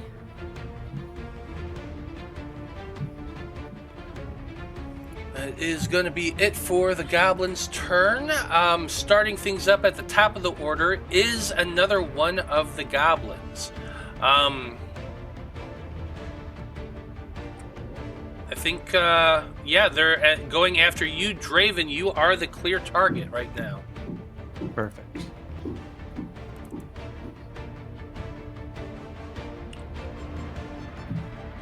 First, short bow shot. That is a 25 to hit. That will hit. 5 points of damage. Okay. Second shot. That is an 8. That is a miss. Mm-hmm. Last one, I think he's actually going to be attempting to hide as well. That would probably be the smartest thing for him. Let's do that real quick.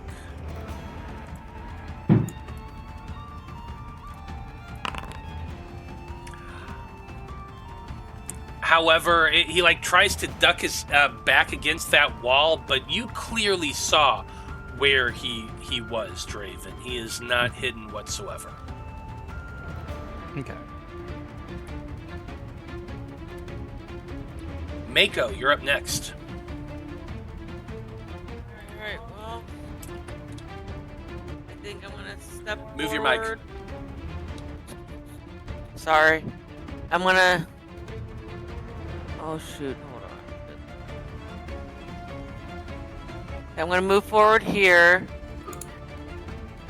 And as I'm doing that, I'm pulling my rapier back out. And... I'm attacking that thing. Maiko, 23 to hit. I'm gonna give you... I'm gonna hold you off for 1 second here. I'm gonna remind you of something. The thing that Malachi tried to do previously is a tumble through. That's basically you're making. That's not what I'm doing. I know. I'm reminding you that's a thing you can do. Oh yeah. I'm just reminding you of that fact, because as a swashbuckler, that does come into play for you.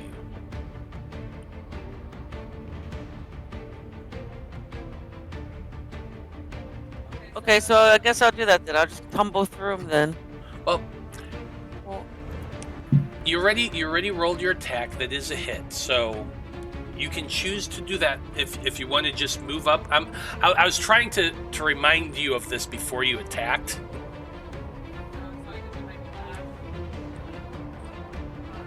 Can't hear you.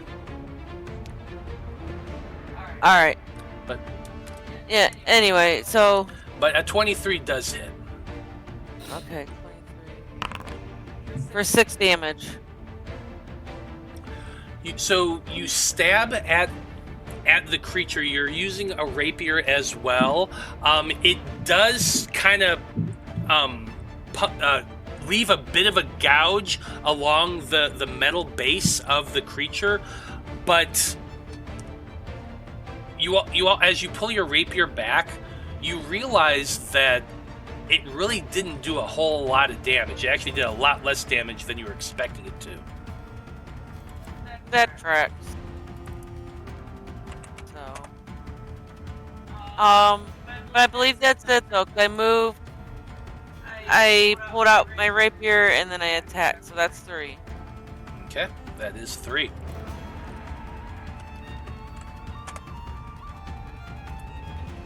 Next up, we do have Draven.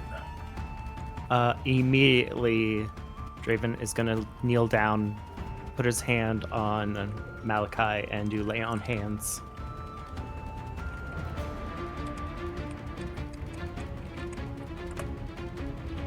Give them some healing. Oh my god. Ooh, There you go. Just some 6 HP.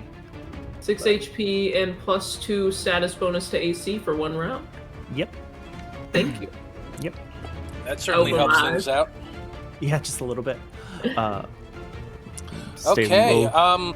River Dragon is redeeming a hydration check, so everybody grab a drink and hydrate real quick. Mine's empty. Failure on Brie's part. Yep.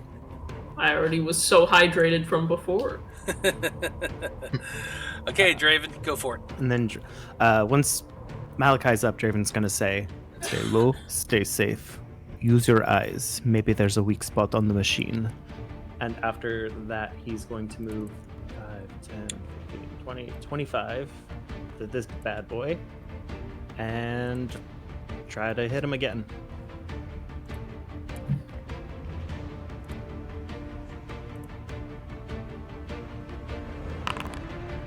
No, I do not. You do not With a with a 9. 9. Ouch.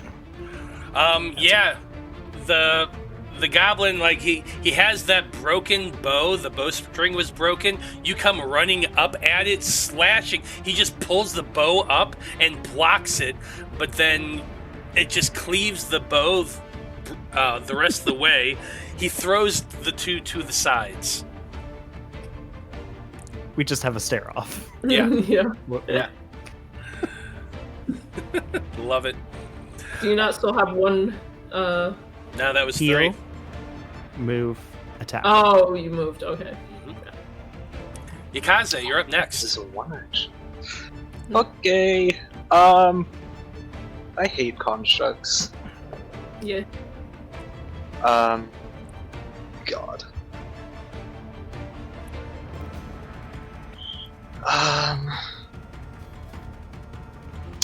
Yeah, Yaekaze is just gonna look towards this cartoon bulldog construct looking thing. Is gonna throw 3 more needles towards it, praying that I actually, yeah. Yeah, unfortunately, like the needles just ping off of the copper metal of its frame. Ping, ping, ping, ping, ping, ping, ping, ping, ping. Doing nothing. And then with my last action, I'm gonna give guidance to Malachi. Thank Love it. you. Oh, I didn't mean to give it to the No. figure. please. I didn't know that if I had it targeted. I didn't know that if I had it targeted, it would just give it to them. That's So, kill me okay, better. There you go, Malachi. There's your guidance. Yay. but yeah, that's me. Okay. Next up, we have the goblin that is right there next to you, Draven. First action, he is going to draw a short sword that he has at his side. And he kind of grumbles at you a little bit in Goblinese. I don't think you speak Goblinese, so you have no clue what they say. However, they are going to go ahead and take a strike at you.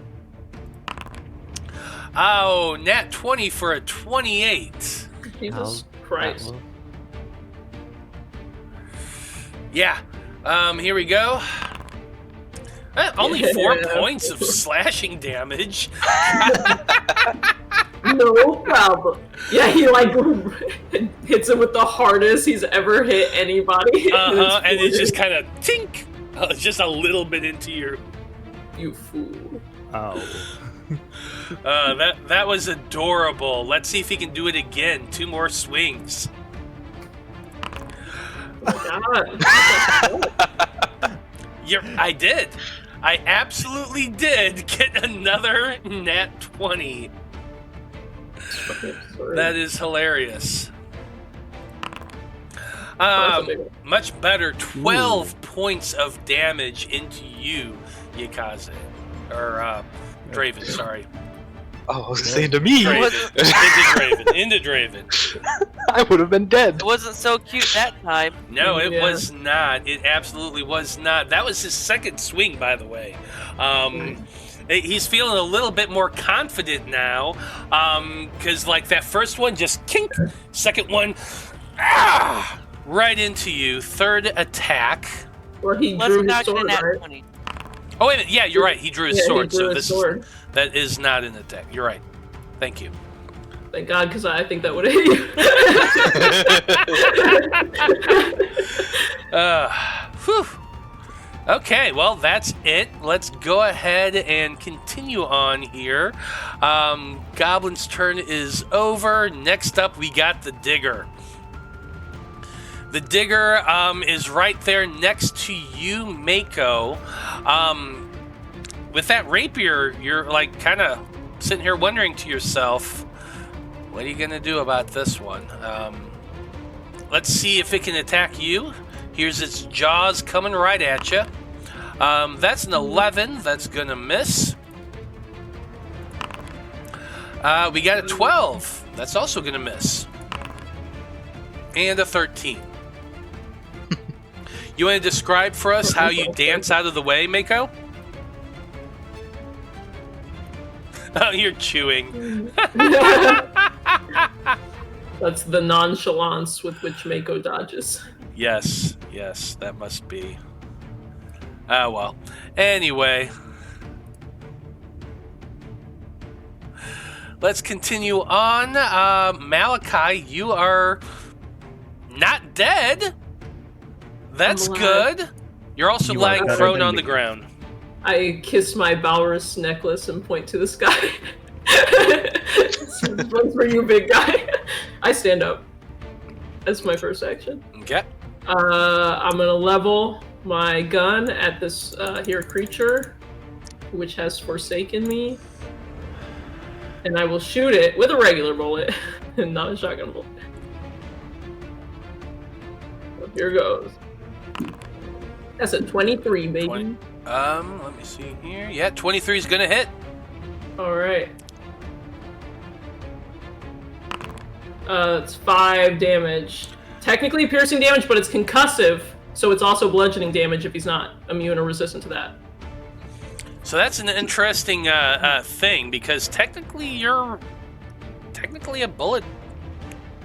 I'm not. I gotta look at Pathfinder. I mean, it says concussive. These weapons smash as much as puncture. When determining a creature's resistance or immunity to damage from this weapon, use the weaker of the target's resistance or immunity to piercing or bludgeoning. Then there you go. It is absolutely going to affect this the way you want it to. Yes. It does absolutely work. You aim, you fire, boom, with a loud roar. Actually, let me do my this real quick.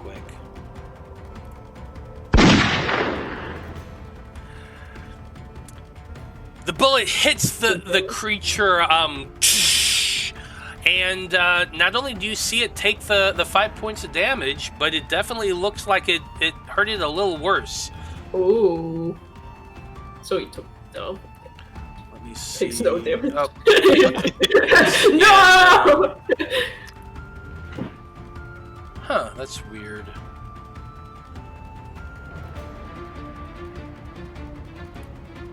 Yeah, it's still okay. Well, whatever. I can do it manually. Okay. Definitely taking that damage plus because it counts as both for immunity. It does actually take extra. Nice. Oh, shoot. Hell yeah. Then I will. I might as well try again. I'll give it another go. We'll buy more bullets. Yeah. Ooh, I'm down. 15. 15 just misses. Oh, damn. Sorry. That's all right. Let me mark my 2 bullets down.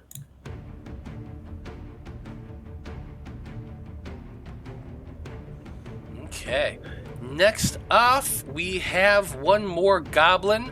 The goblin in the back over here that's been just kind of taking pot shots. I think what he's actually going to do is... Well, yeah, Malachi's up. It saw it shooting at the thing. The whole room reverberated with that the explosion from your gun. Even though you do technically still have the silencer on, it still makes a noise. Yeah. And so it's gonna go. Yeah, it's gonna go ahead and attack you. I really wish you wouldn't. I know. Sorry. Hashtag sorry, not sorry. 12 is gonna miss. You missed. 12 is gonna miss. You missed again. 3 is gonna miss. 3rd time in a row that you missed. Yeah. Maybe it's time to just give up. You say as half of you lay bleeding in the hallway.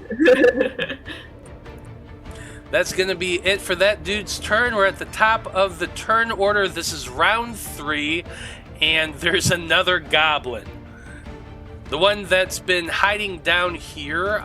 Why does he have damage?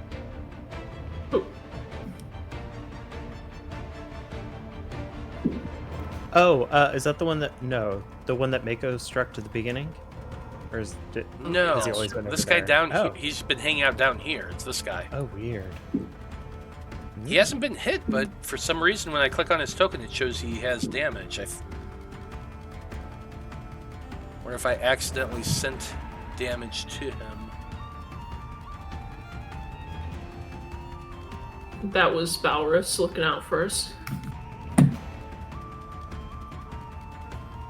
I'm just going to go with it because I don't see where it's actually at. Mm-hmm. Yeah, no, he does not have.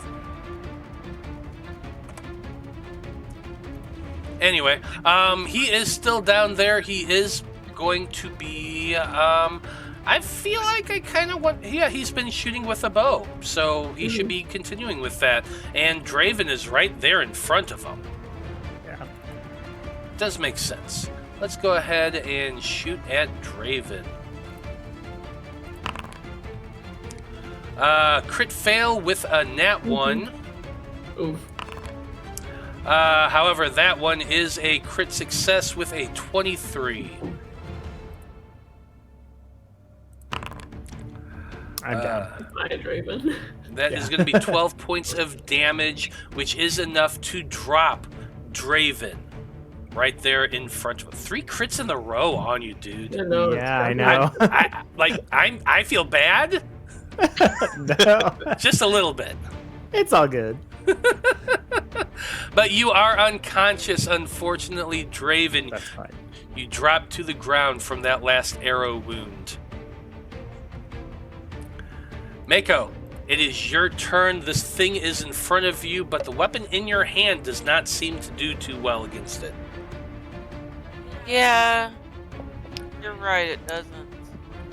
I think I'm just gonna try to tumble through and get away from him and go after these goblins. Well, so I'll the take the- tumble through, what it specifically does is it's going to drop the AC of that creature specifically. Oh, so they'll make it easier for me to hit him? Yes. Okay, and I'll do that. I'll just do that then. I'll go tumble through over to here then. Yeah. So what tumble through does is you stride up to your speed. During this movement, you can try to move through the space of one enemy, attempt an acrobatics check against the target's reflex DC as soon as you enter the space. On a success, it's going to be flat-footed, basically. Okay. So that's a 17 for my acrobatics. Let's see here. What is its reflex? It just succeeds. Nice. So you are able to get to the other side of it, and it is now considered flat-footed. So it has -2 to its AC. Okay, so do I need to do anything? Do I like add a +2 to my modifier? Yeah, you can add a +2 to your modifier. That works too.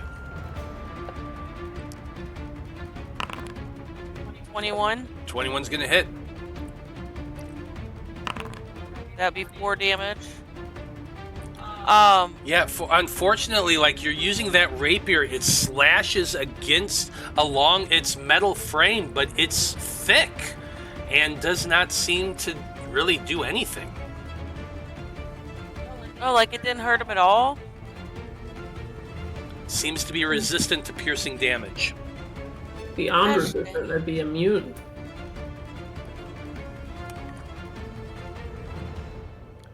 Now, it actually works differently in Pathfinder. So, It just reduces a certain amount. Resistance typically reduces damage by a certain amount. Okay, that makes sense. Yeah.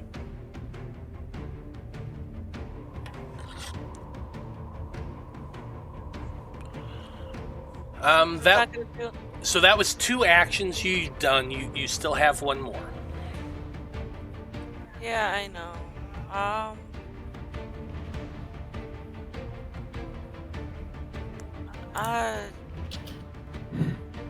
I don't know, because there's no point even trying to attack him anymore if I'm not going to hurt him. Well, then consider what other actions you have.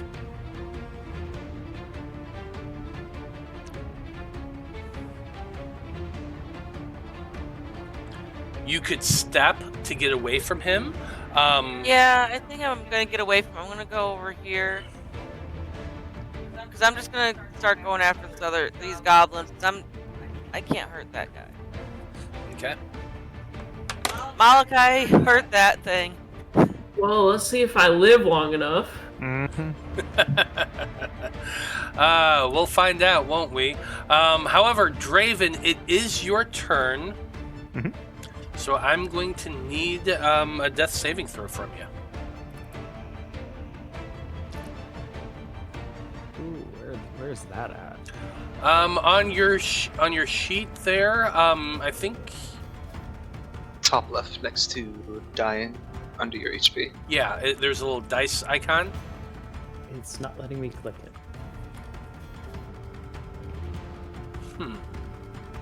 It's a grayed out for me, but I assumed that was because I was, Oh, there we go. Sorry. Oh, you gotta be.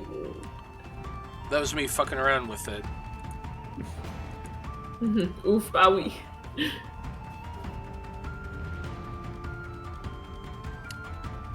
Why is it not?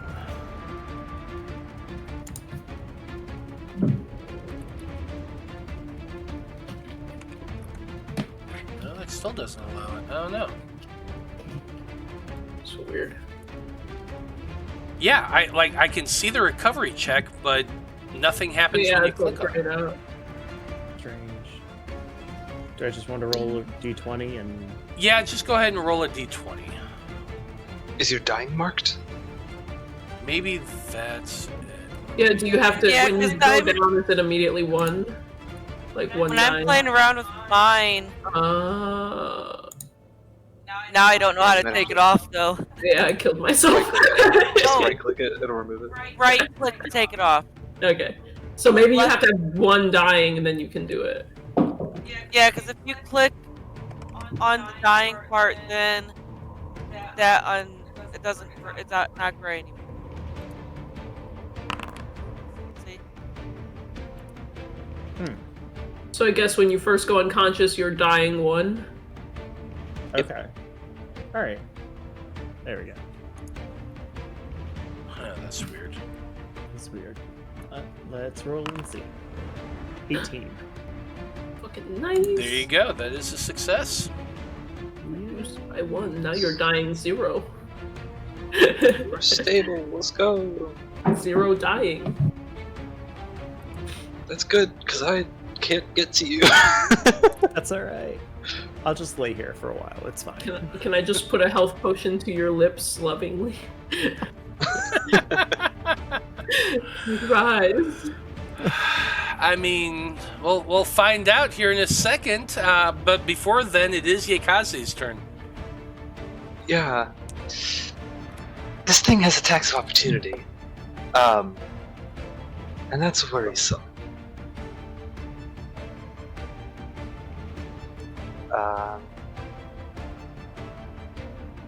Do you have anything that doesn't do piercing damage? It takes spell slots, and I'm trying to conserve those. Bro, for what? This is the guy. This is the guy. Because I need to be able to get to fucking Draven. Okay. I would appreciate one of those spell slots, but it's You hear the ghost leave echo of Draven. We do have a healer's kit, yes? Yes. Yeah. And you do have at least a couple potions. Some of you do. Yeah. so. I have Yeah. one potion remaining. God. We'll see. Yeah, I am going to cast a spell and hope it doesn't have reach, I guess. I'm going to use 2 actions to cast Concordant Choir. So it's going to be here.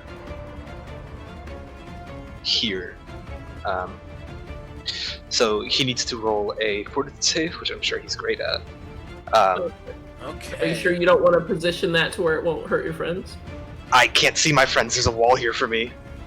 All right. Yeah, well, unfortunate. you're So, about to- yeah, I'm gonna need Maiko and That's Draven. a fail. I think it's Yeah. a failure automatically for you, buddy.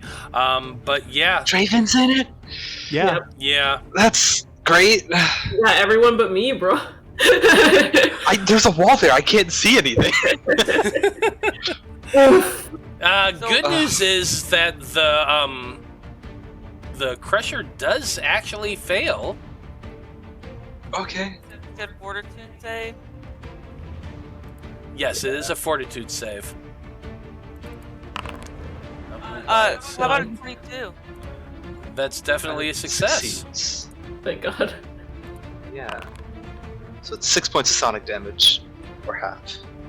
And I guess since all of you are inside of it, you just hear like screams and wails of dead and damned creatures, just echoing out. Yeah, and then you hear Maiko scream out in pain as well as this happens. And Draven, you do take a failure. You're back to dying 1. Sorry! Oh no. Oh no. There's a wall! How do we get rid of Oh, wait. that? So I got hurt too? Yeah, you got hurt as well. If you Take half. Oh wait a minute, no, you take half damage. Yes. I'll go ahead and apply that to you. Oh, it looks like it was applied twice. Don't apply it twice, please. I need you to live. It looks like I'm good. Um, also, I need to apply that to this dude here. There we go. It can bleed.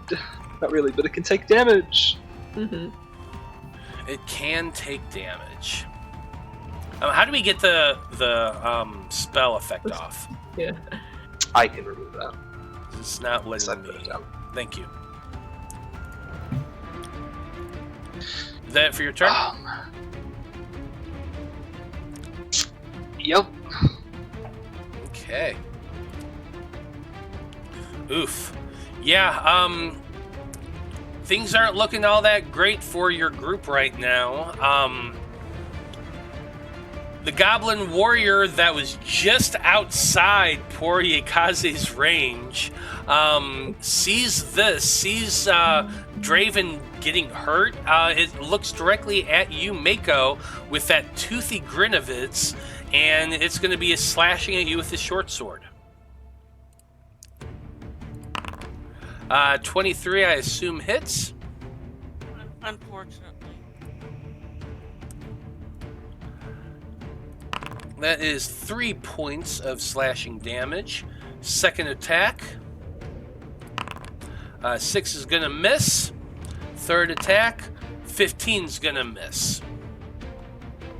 It stabs at you 3 times. The first one manages to catch you on your thigh, but with your rapier, you're able to just kind of bash it back out of the way with the other 2. Step out of the way. Okay, next up we do have the Digger's turn. Yaekaze just cast a spell at it. Malachi has hit it with some pretty heavy hits, or with that gun blast. So what I'm going to do is I'm going to roll a d4. 1 and 2 is Yaekaze. 3 and 4 is Malachi. That's going to be a 4. That is Malachi. See you guys in the next life. First action is to step directly towards Malachi. With that big open mouth. It's going to take 2 attacks at you. First one with its jaws is a 20 to hit. Yep. I'm gonna be down for sure. Yep. 6 I'm points down. of damage. You are down as well. It chomps onto you. It is, as it's holding you, it's actually going to use its last action to begin to drag your body back towards its master. It's going to use 10 feet. It's going to get to right about here, dragging you along with it.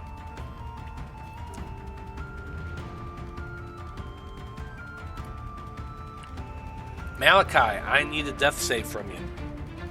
Okay, dying 1. I failed. That is a failure. You are at dying 2.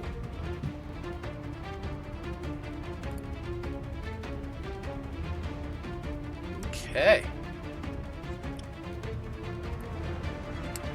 Next up, we've got the Goblin Warrior. 2 people are down, 2 people are still up. It's going to use its first action to charge toward Maiko.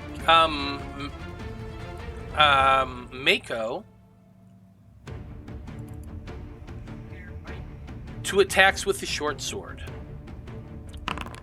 It's going to be a 15, which misses, and a 20. That one's just 5 points of slashing damage.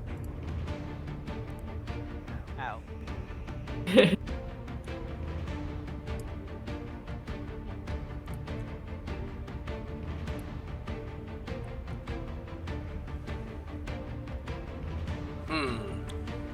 We got one more Goblin Warrior coming up.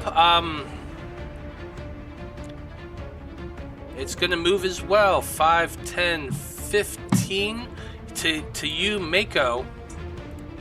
Oh, yay. I'm flanked. Awesome. You are flanked. You get a -2 to your AC.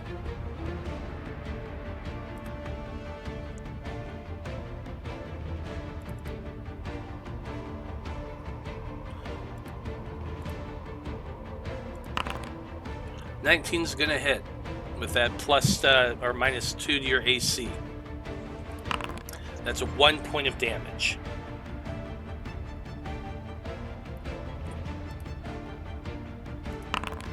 $21 also hits. Another 1 point of damage. Holy shit, you're lucky.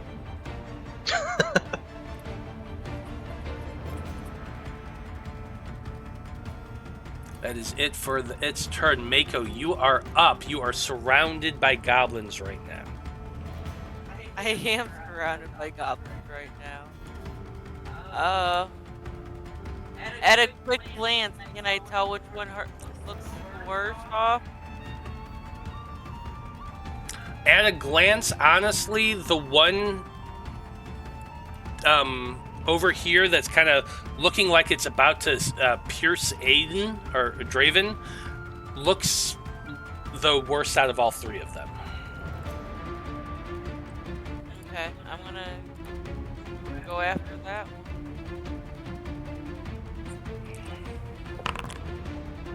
Well, 12 misses.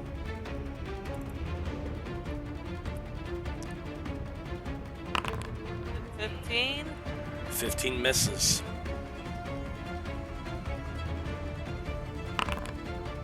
Yep. Been nice knowing y'all. Draven, death saving throw. Got it. Fail. That is a failure.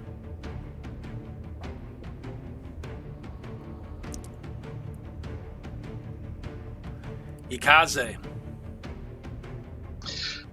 I'm going to stride into the room, look at Draven, and cast a 2-action heal, and pray to God that I roll high. High-ish. High-ish. Still, 12 points of healing. Oh. Oh. I live. For now.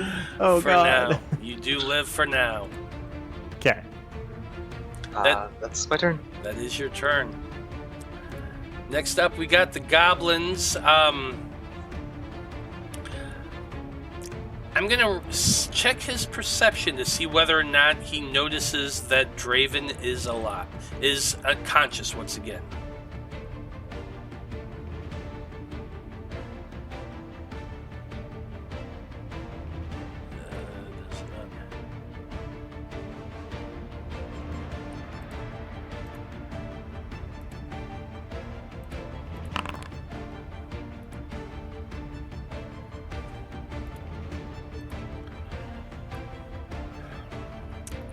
So, you see the goblin on its turn place its short sword next to Draven's throat. As it does this, it looks towards Maiko and Yaekaze, and in very broken common says to you both, "Drop your weapons, or this one dies." And it seems to be holding its turn.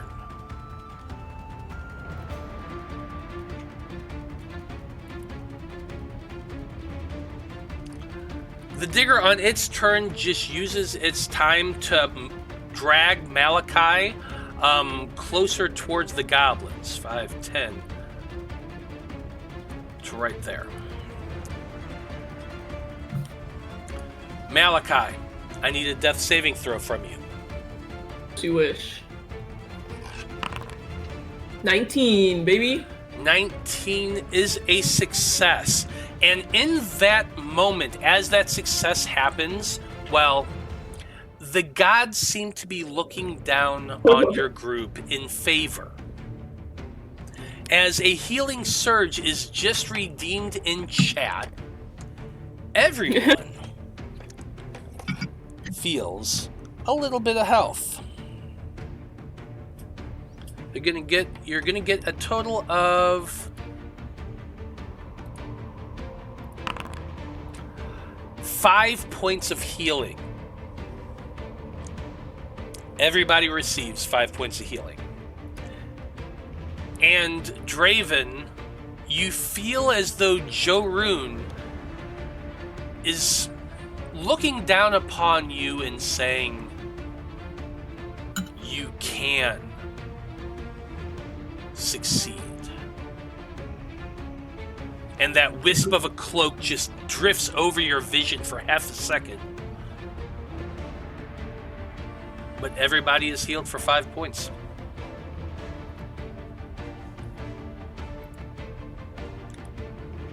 Next up, we've got this goblin warrior.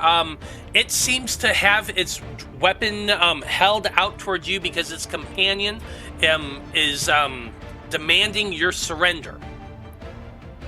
So all 3 of the goblins have their weapons held at the ready. You have to use 2 actions to hold an action, by the way, for those of you who don't know Pathfinder. So they hold 2 actions, and they're all waiting to swing if you don't surrender. But they have all called for your surrender. So all 3 of them are waiting. And Maiko, it is your turn. Ugh, of course it has to be my decision. I mean, we're all vibing now. We're good. I'm back. Yeah. I'm back, baby. I'm pretending We're like chilling I'm now. dead. Yeah, but here's the thing. Y'all don't have 3 goblins surrounding you. Yes, I do. We're swords I'm aren't on. literally in the jaws of a creature. I'm in the jaws of this creature. Oh yeah, that's true. I don't know. Are we gonna keep going? I'll keep going if you want to keep going. Keep going if you're gonna hit him. If you want to. Otherwise, I think diplomacy. Yeah. We try diplomacy. Hold on a second. Let me. Yeah, let's make them take her back to their leader. Escape from goblin prison.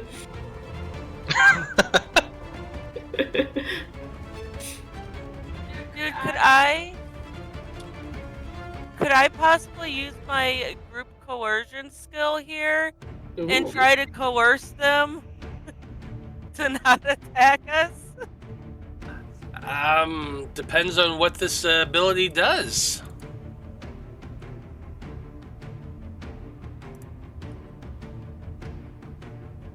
Make them think you're gonna give in.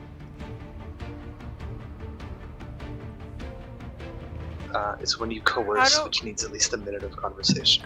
Yeah, How do I- that there's your issue.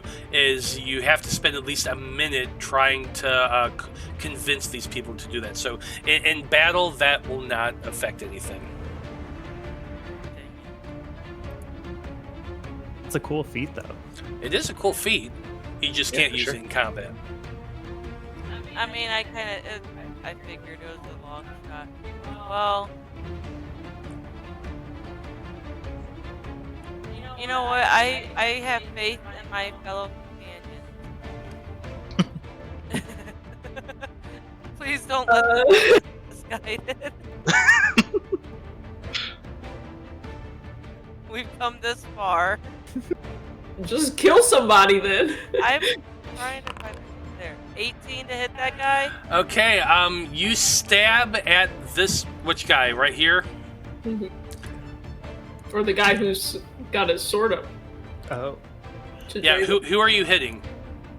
I'm assuming this is the one that's got a sword to Draven. Oh yeah, right? this guy has the sword at Draven's throat. These 2 have swords pointed at you.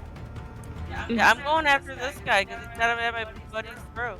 Okay, yeah, and 18 does hit, and at the same time, they're both going to make their attacks at you.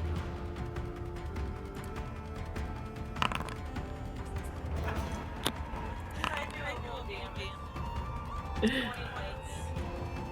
1 point of damage. 20 does hit. 6 points of damage to you, Maiko. Second guy also needs to make his attack at you. 26. God. Can you roll below 20 for these goblins? Are you He's mad cheating. at us? Did we do something bad? The dice were loaded. Seriously. 5 points more damage to you, Maiko. Oh, wait a minute. I did not mean to do that to him. That was at you. No. That was the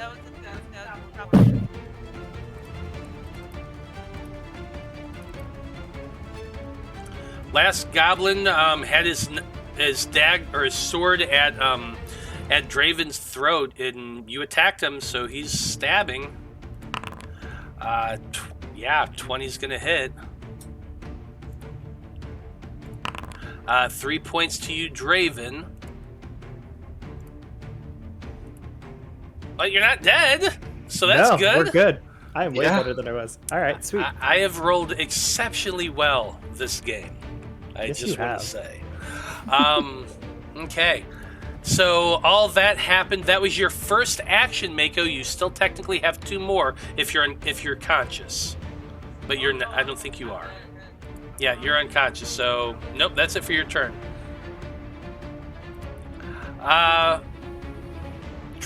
Maiko goes down from an assault of the 2 goblins. Draven, you are conscious and lying prone. Okay. So first things first, I'm gonna do. Feeling that I'm gonna have a moment of desperate prayer to get back 1 of my focus points. Okay. And then I'm going to, because Maiko's right beside me, right? I could literally not even move, just reach and touch, right? You absolutely could. I will do that to lay on hands. Laying on the ground, doing this. Oh, yeah. You're like, wake up. Love it. Because they think you're dead, so. Oh, yeah. So, and the prayer was a free action. So that was my first action. So, second action to get up. Okay. Some damage. Please. And, yeah, Draven mad. Draven doesn't like that, and Draven smashed the one that stabbed him first. Okay, that's gonna be this guy right here. Please. I need this to work. 23.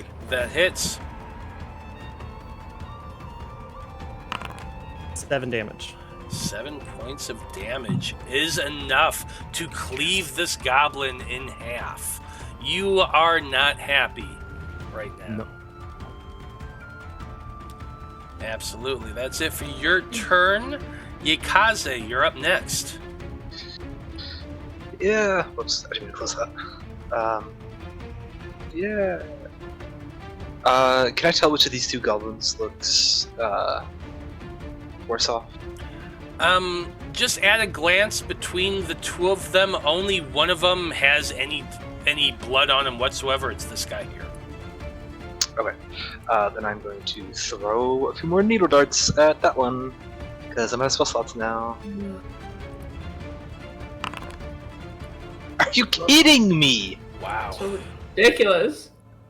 Dude, y'all need to roll better. That's all I'm saying if you want to survive this shit. That's what Well, You know I'm what? gonna- It's not our fault. you I'm gonna step here. A hero. You could try a hero You point. can't. You do have 2 hero points remaining. So if you, You know want what? I want to see. Yeah. I'm cool with it. I Okay. want to see it succeed. Yeah. Okay. You deserve I it. want to see this. Nope. Okay. You were saying? Just fucking kill me. Fucking joke. So yeah, I'm gonna step here to give Maiko flanking, and that's my turn. Yeah, It's a good turn. that's your turn. That's your turn. Well played. All right. Next up, we've got the Digger. The Digger doesn't really realize yet that Malachi is conscious. I'm dead. It is a construct. It's not very bright, and it was the last thing it was supposed to do was drag the body closer. So that's what it's doing. It's going to move 10 feet to right here. That's its first action. It's going to move its second to right here, and has you pulled backward and in position right there. Seems to be holding you down. With its last action, it's actually going to attempt to like pin you down with an athletics check. So we're going to be doing opposed athletics checks.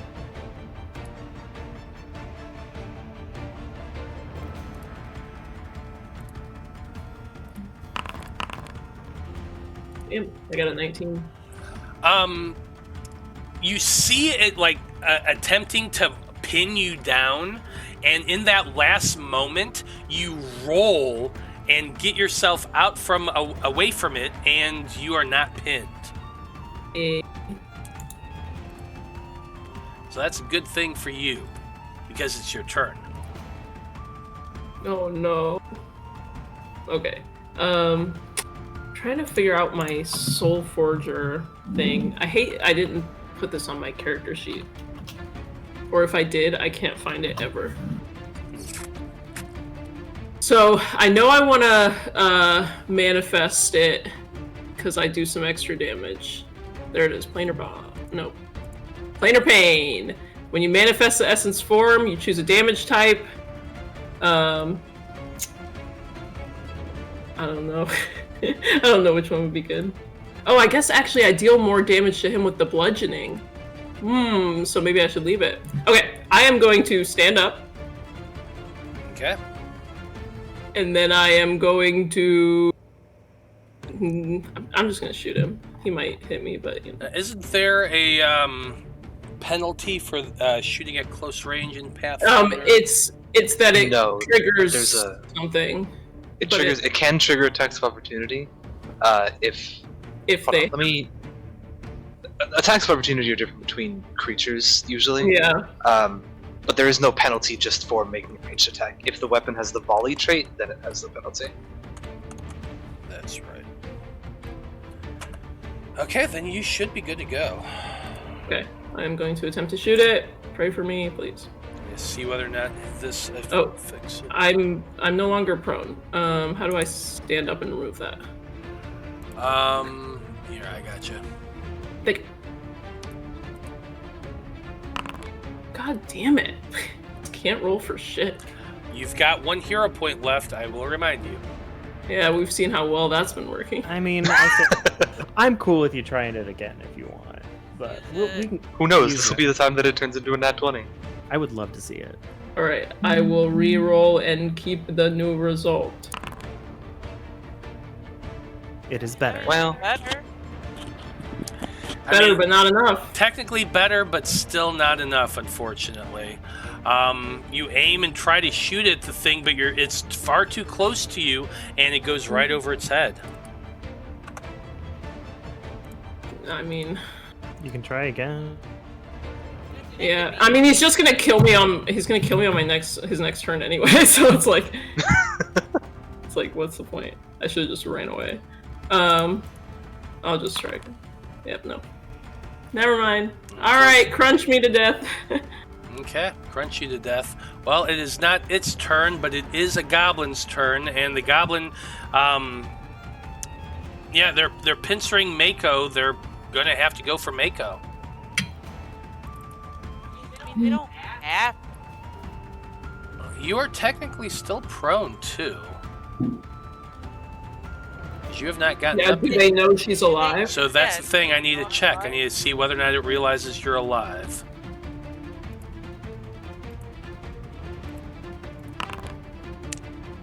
Unfortunately, yes, it does.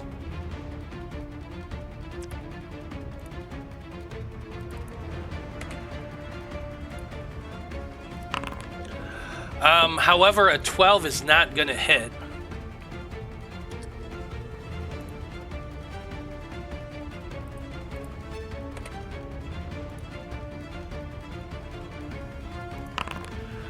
Neither is a 17.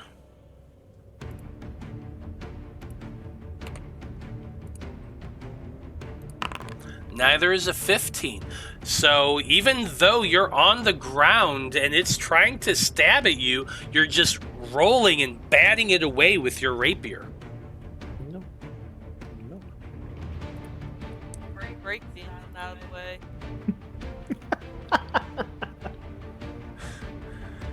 It is your turn. My turn? Yes, it is. Stand up. Can't hear you too well.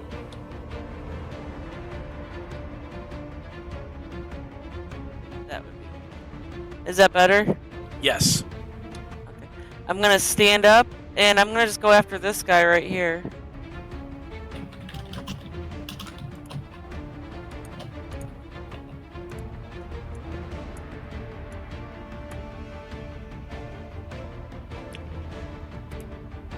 Oh. And like I kind of just like jump up real quick, like all not. I don't know. 11 does not hit, so it doesn't matter. Unfortunately, no. Still got one more action. Oh wait, I didn't put my circumstance I guess it doesn't matter even with the circumstance bonus. It looks like it actually applied it. Did it? Yeah. Okay. Yeah, nope. I didn't hit him. Yeah, unfortunately, no. You tried, but could not connect. Draven, it is your turn. Awesome.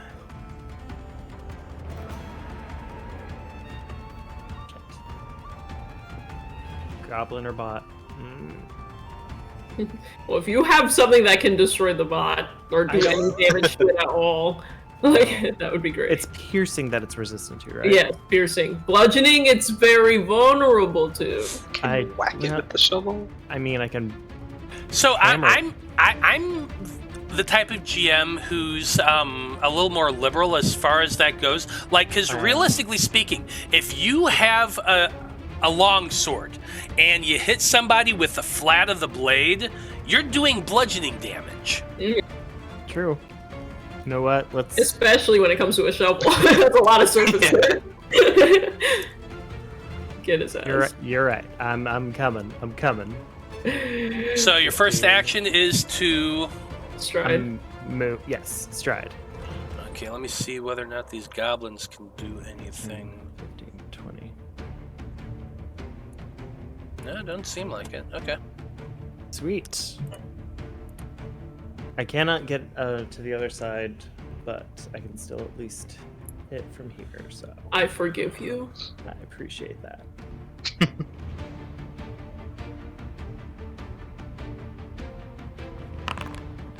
$16. 16 just hits. Oh, thank God. And yeah, I like the shovel just bashing it down. Yeah, just the flat of the shovel. Hit it right in the steam. 7 damage. 7 points of damage, plus the additional 5 for doing bludgeoning damage. Tell us, Draven, how this looks. Oh, thank God. I think, honestly, it's just, he is so just furious, not just going down, but seeing all those friends go down. It just kind of triggered something with him that I'm failing my mission. I just got a blessing. I am now filled with Jorun's might. And with that, it's almost as if enveloped in darkness as he smashes it down into the spot where Malachi had shot it, and that weak point to just cause it all to completely cave into itself. Hell yeah. Love it. With that, the odd mechanoid is destroyed. And Yaekaze, it's your turn. Yeah.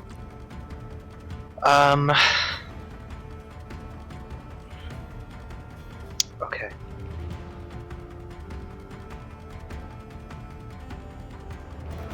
I can't roll for the life of me. For anybody else's life, for that matter. So I'm going to cast another spell. The mask that Yaekaze is wearing, that she literally never takes off, not while sleeping or anything. The entire mask covers. It goes from just the top of her snout and down the side to the entire her head and her neck, and it changes to this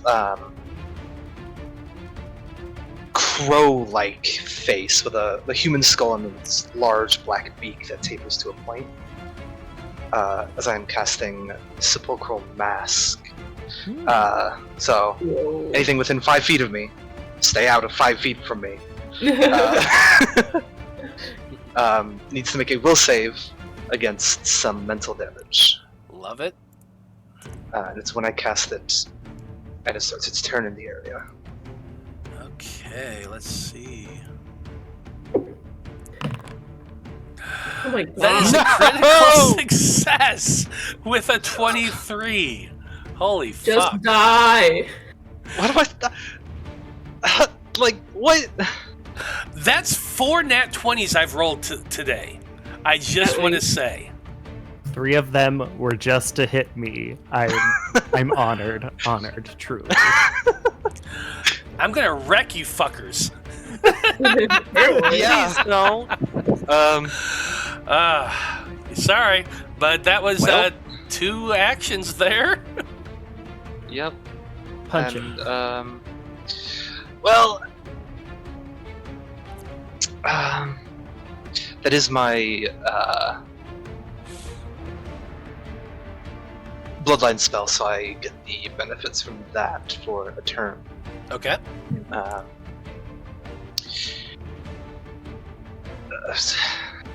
gonna take the dagger I'm wielding and try to stab this goddamned goblin. Fuck the magic. Just go for good old-fashioned knife. Hold on. You've been holding a dagger this whole time going, I don't know what to do. Okay, so yes, I've been holding a dagger. It's significantly worse than literally anything else I can do, and I don't hit anyways. No, you don't hit anyways. As the goblin just manages to will itself safe, you take a swing at it with that dagger, and it just like backhands the dagger away, like not even trying hard. Oof, that's rough. But Okay. also really funny for me. Malachi, you're up next. Alright, you little green bitches. I'm sending you straight to hell. I'm gonna line up. I'm just like, fuck it with the rapier now. I'm shooting everything. I'm gonna line up my gun with this guy's little head and try to blow his brains out.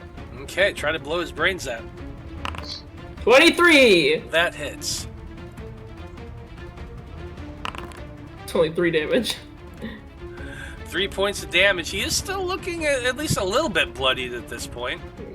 Alright. Then I will... Oh wait, there is something I have regarding sword and pistol under feats. I will find it. When you make a successful ranged strike against an enemy within your reach, that enemy is off guard against your next melee with a one-handed weapon. So I'm gonna hit him with my rapier. Nice.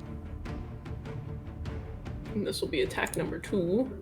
That He's is off such a guard. cool and specific feat, though, but like... Hell yeah. That's- So do I add the +2 or do you subtract 2?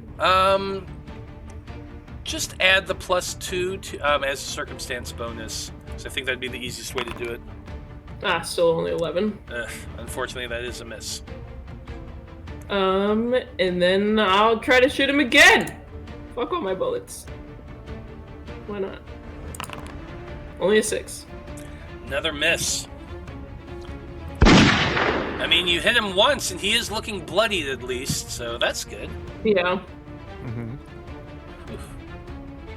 Okay, last but not least is the goblin. Which goblin is it? It is the goblin that you just tried to shoot at. It's going to turn and attempt to stab you with its short sword. Little monster. Well, that's gonna do it. Yeah, that's definitely going to hit with a 26. 1 point of damage. Ow. Let's see. Next is an 18. It's gonna hit. That's going to hit as well. Okay. 2 points of damage. Still up, baby. Still up. Holy fuck. 18! That's gonna do it. No, Die! I'm still up. With I'm a still up. You little Let's bitch. go. Listen, you're at the Why perfect can't I time to kill suck you? Oh, Oh, this is He amazing. cannot be defeated. 9 lives, bitch. 9 lives. You only killed me twice. Okay. It is the goblin's turn that's in that aura. Does anything happen at the start of its turn? Yes, it needs to make another will save. DC 17. Okay, well, I'll just scroll up and reuse that one. I think I can recast it. Yeah, I could just... I just It's ridiculous. It takes half damage at least. yeah. Hey. I guess. Let's see. I think that's like the first point of damage I've done, but Yeah. Hey, you know what's in it.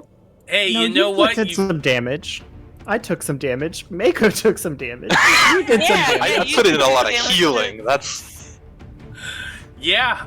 Okay. So at the start of its turn, it gets racked by that psychic energy and takes 3 points of damage. It is then going to. Oh God. Does it go after Yaekaze or does it go after Maiko? That's such a tough one. I feel like it's going to have to go after Yaekaze, considering the fact that it's being hit by this mental. Well, is there any like physically manifesting? Like, can it tell that you're the one doing this damage to it, Yaekaze? other than the mask that like transformed into like the face of a crow's skull. There's like the creature getting hit with it is So it is Like, somewhat apparent. Okay. yeah. So yeah, Yeah. it is. Its first attack is going to go at you, Yaekaze. Yup. Really easy to hit.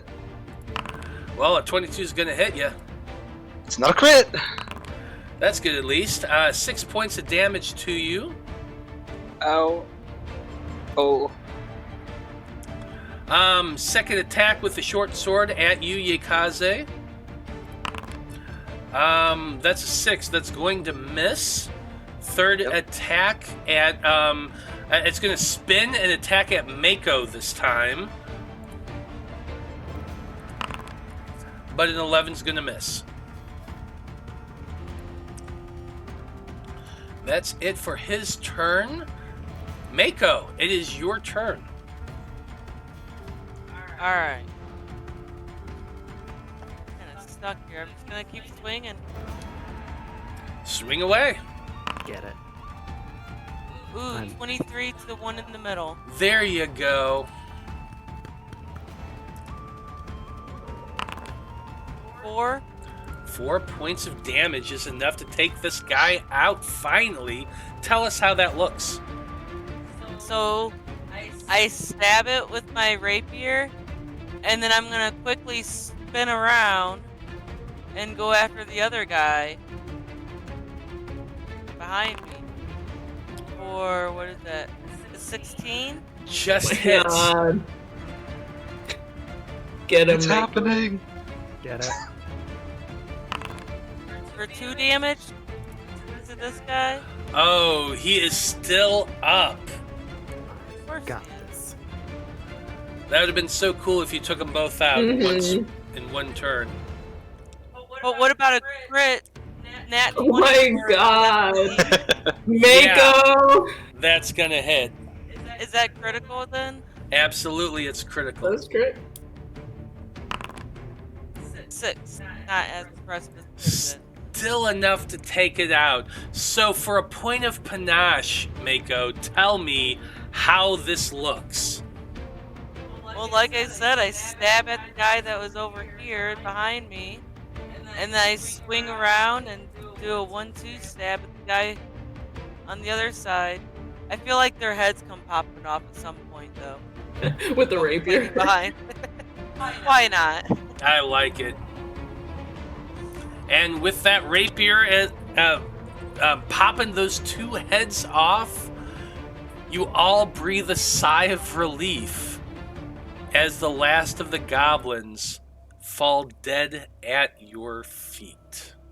And now that we have a moment, I would also like to remind that we did get a second healing surge towards there. Where is that? Did I miss it? It's right after the first one. Ah, I Just see want it to say now. I'm at Yeah. one. So, You know what? I'm going to give it to you. Go ahead and take 5 points of healing. And make sure to say thank you to Dim Grey Wolf. thank Thank you. Thank you. Thank you. Draven is my angel of death. I kiss him on the mouth.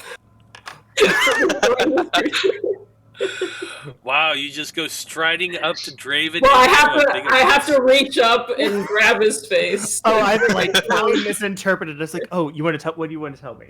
Yeah, he bends down to like whisper in his ear, but I kiss him on the mouth.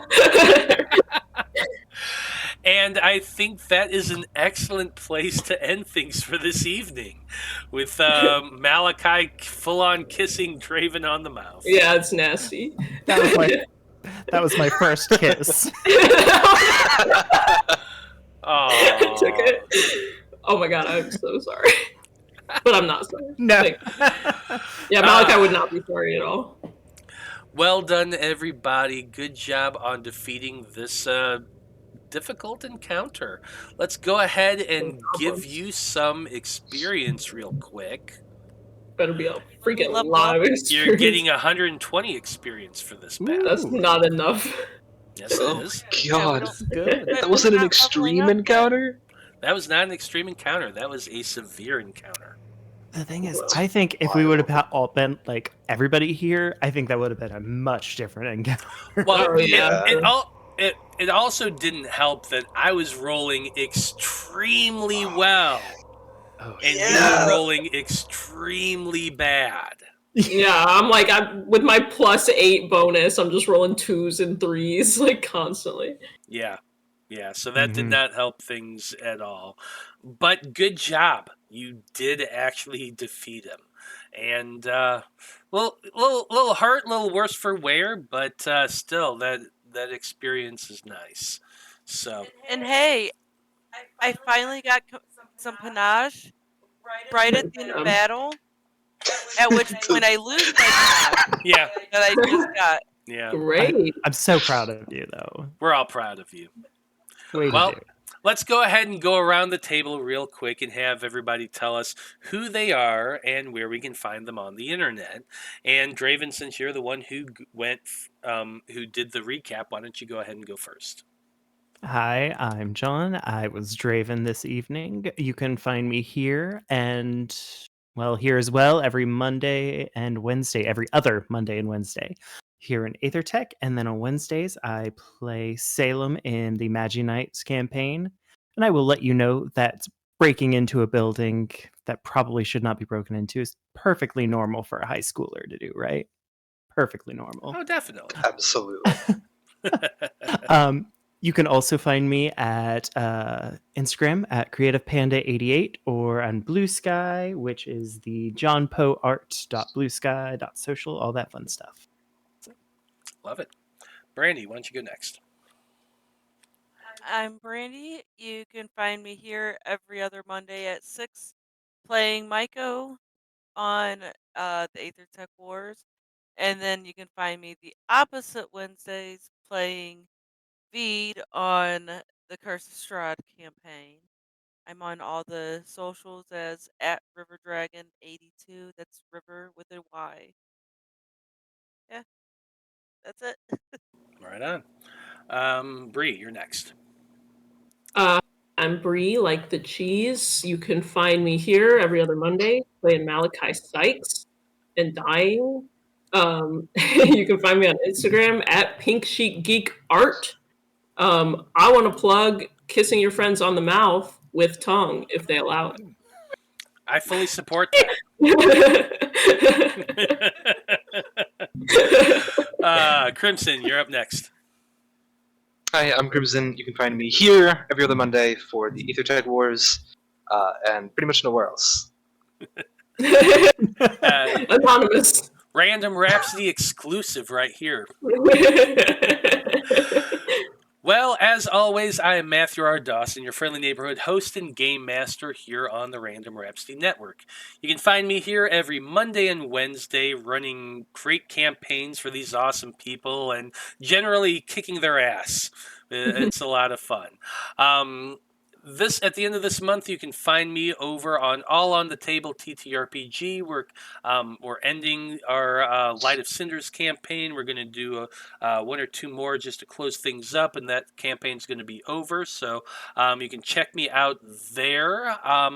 Next month, you can find me 2 times over on Lost Caravan RPG. I'm doing a couple one-shots in March. The first one is actually going to be on March 3rd.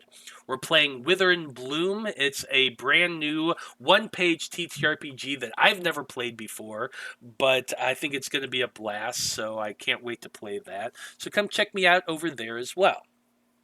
And on behalf of everyone here in the Æther-Tech Warcast and everyone in the Random Rhapsody crew, I just want to say thank you, folks. It's been a delight. So long, good luck, and until next time, fight the machine. And good night. Bye. Bye.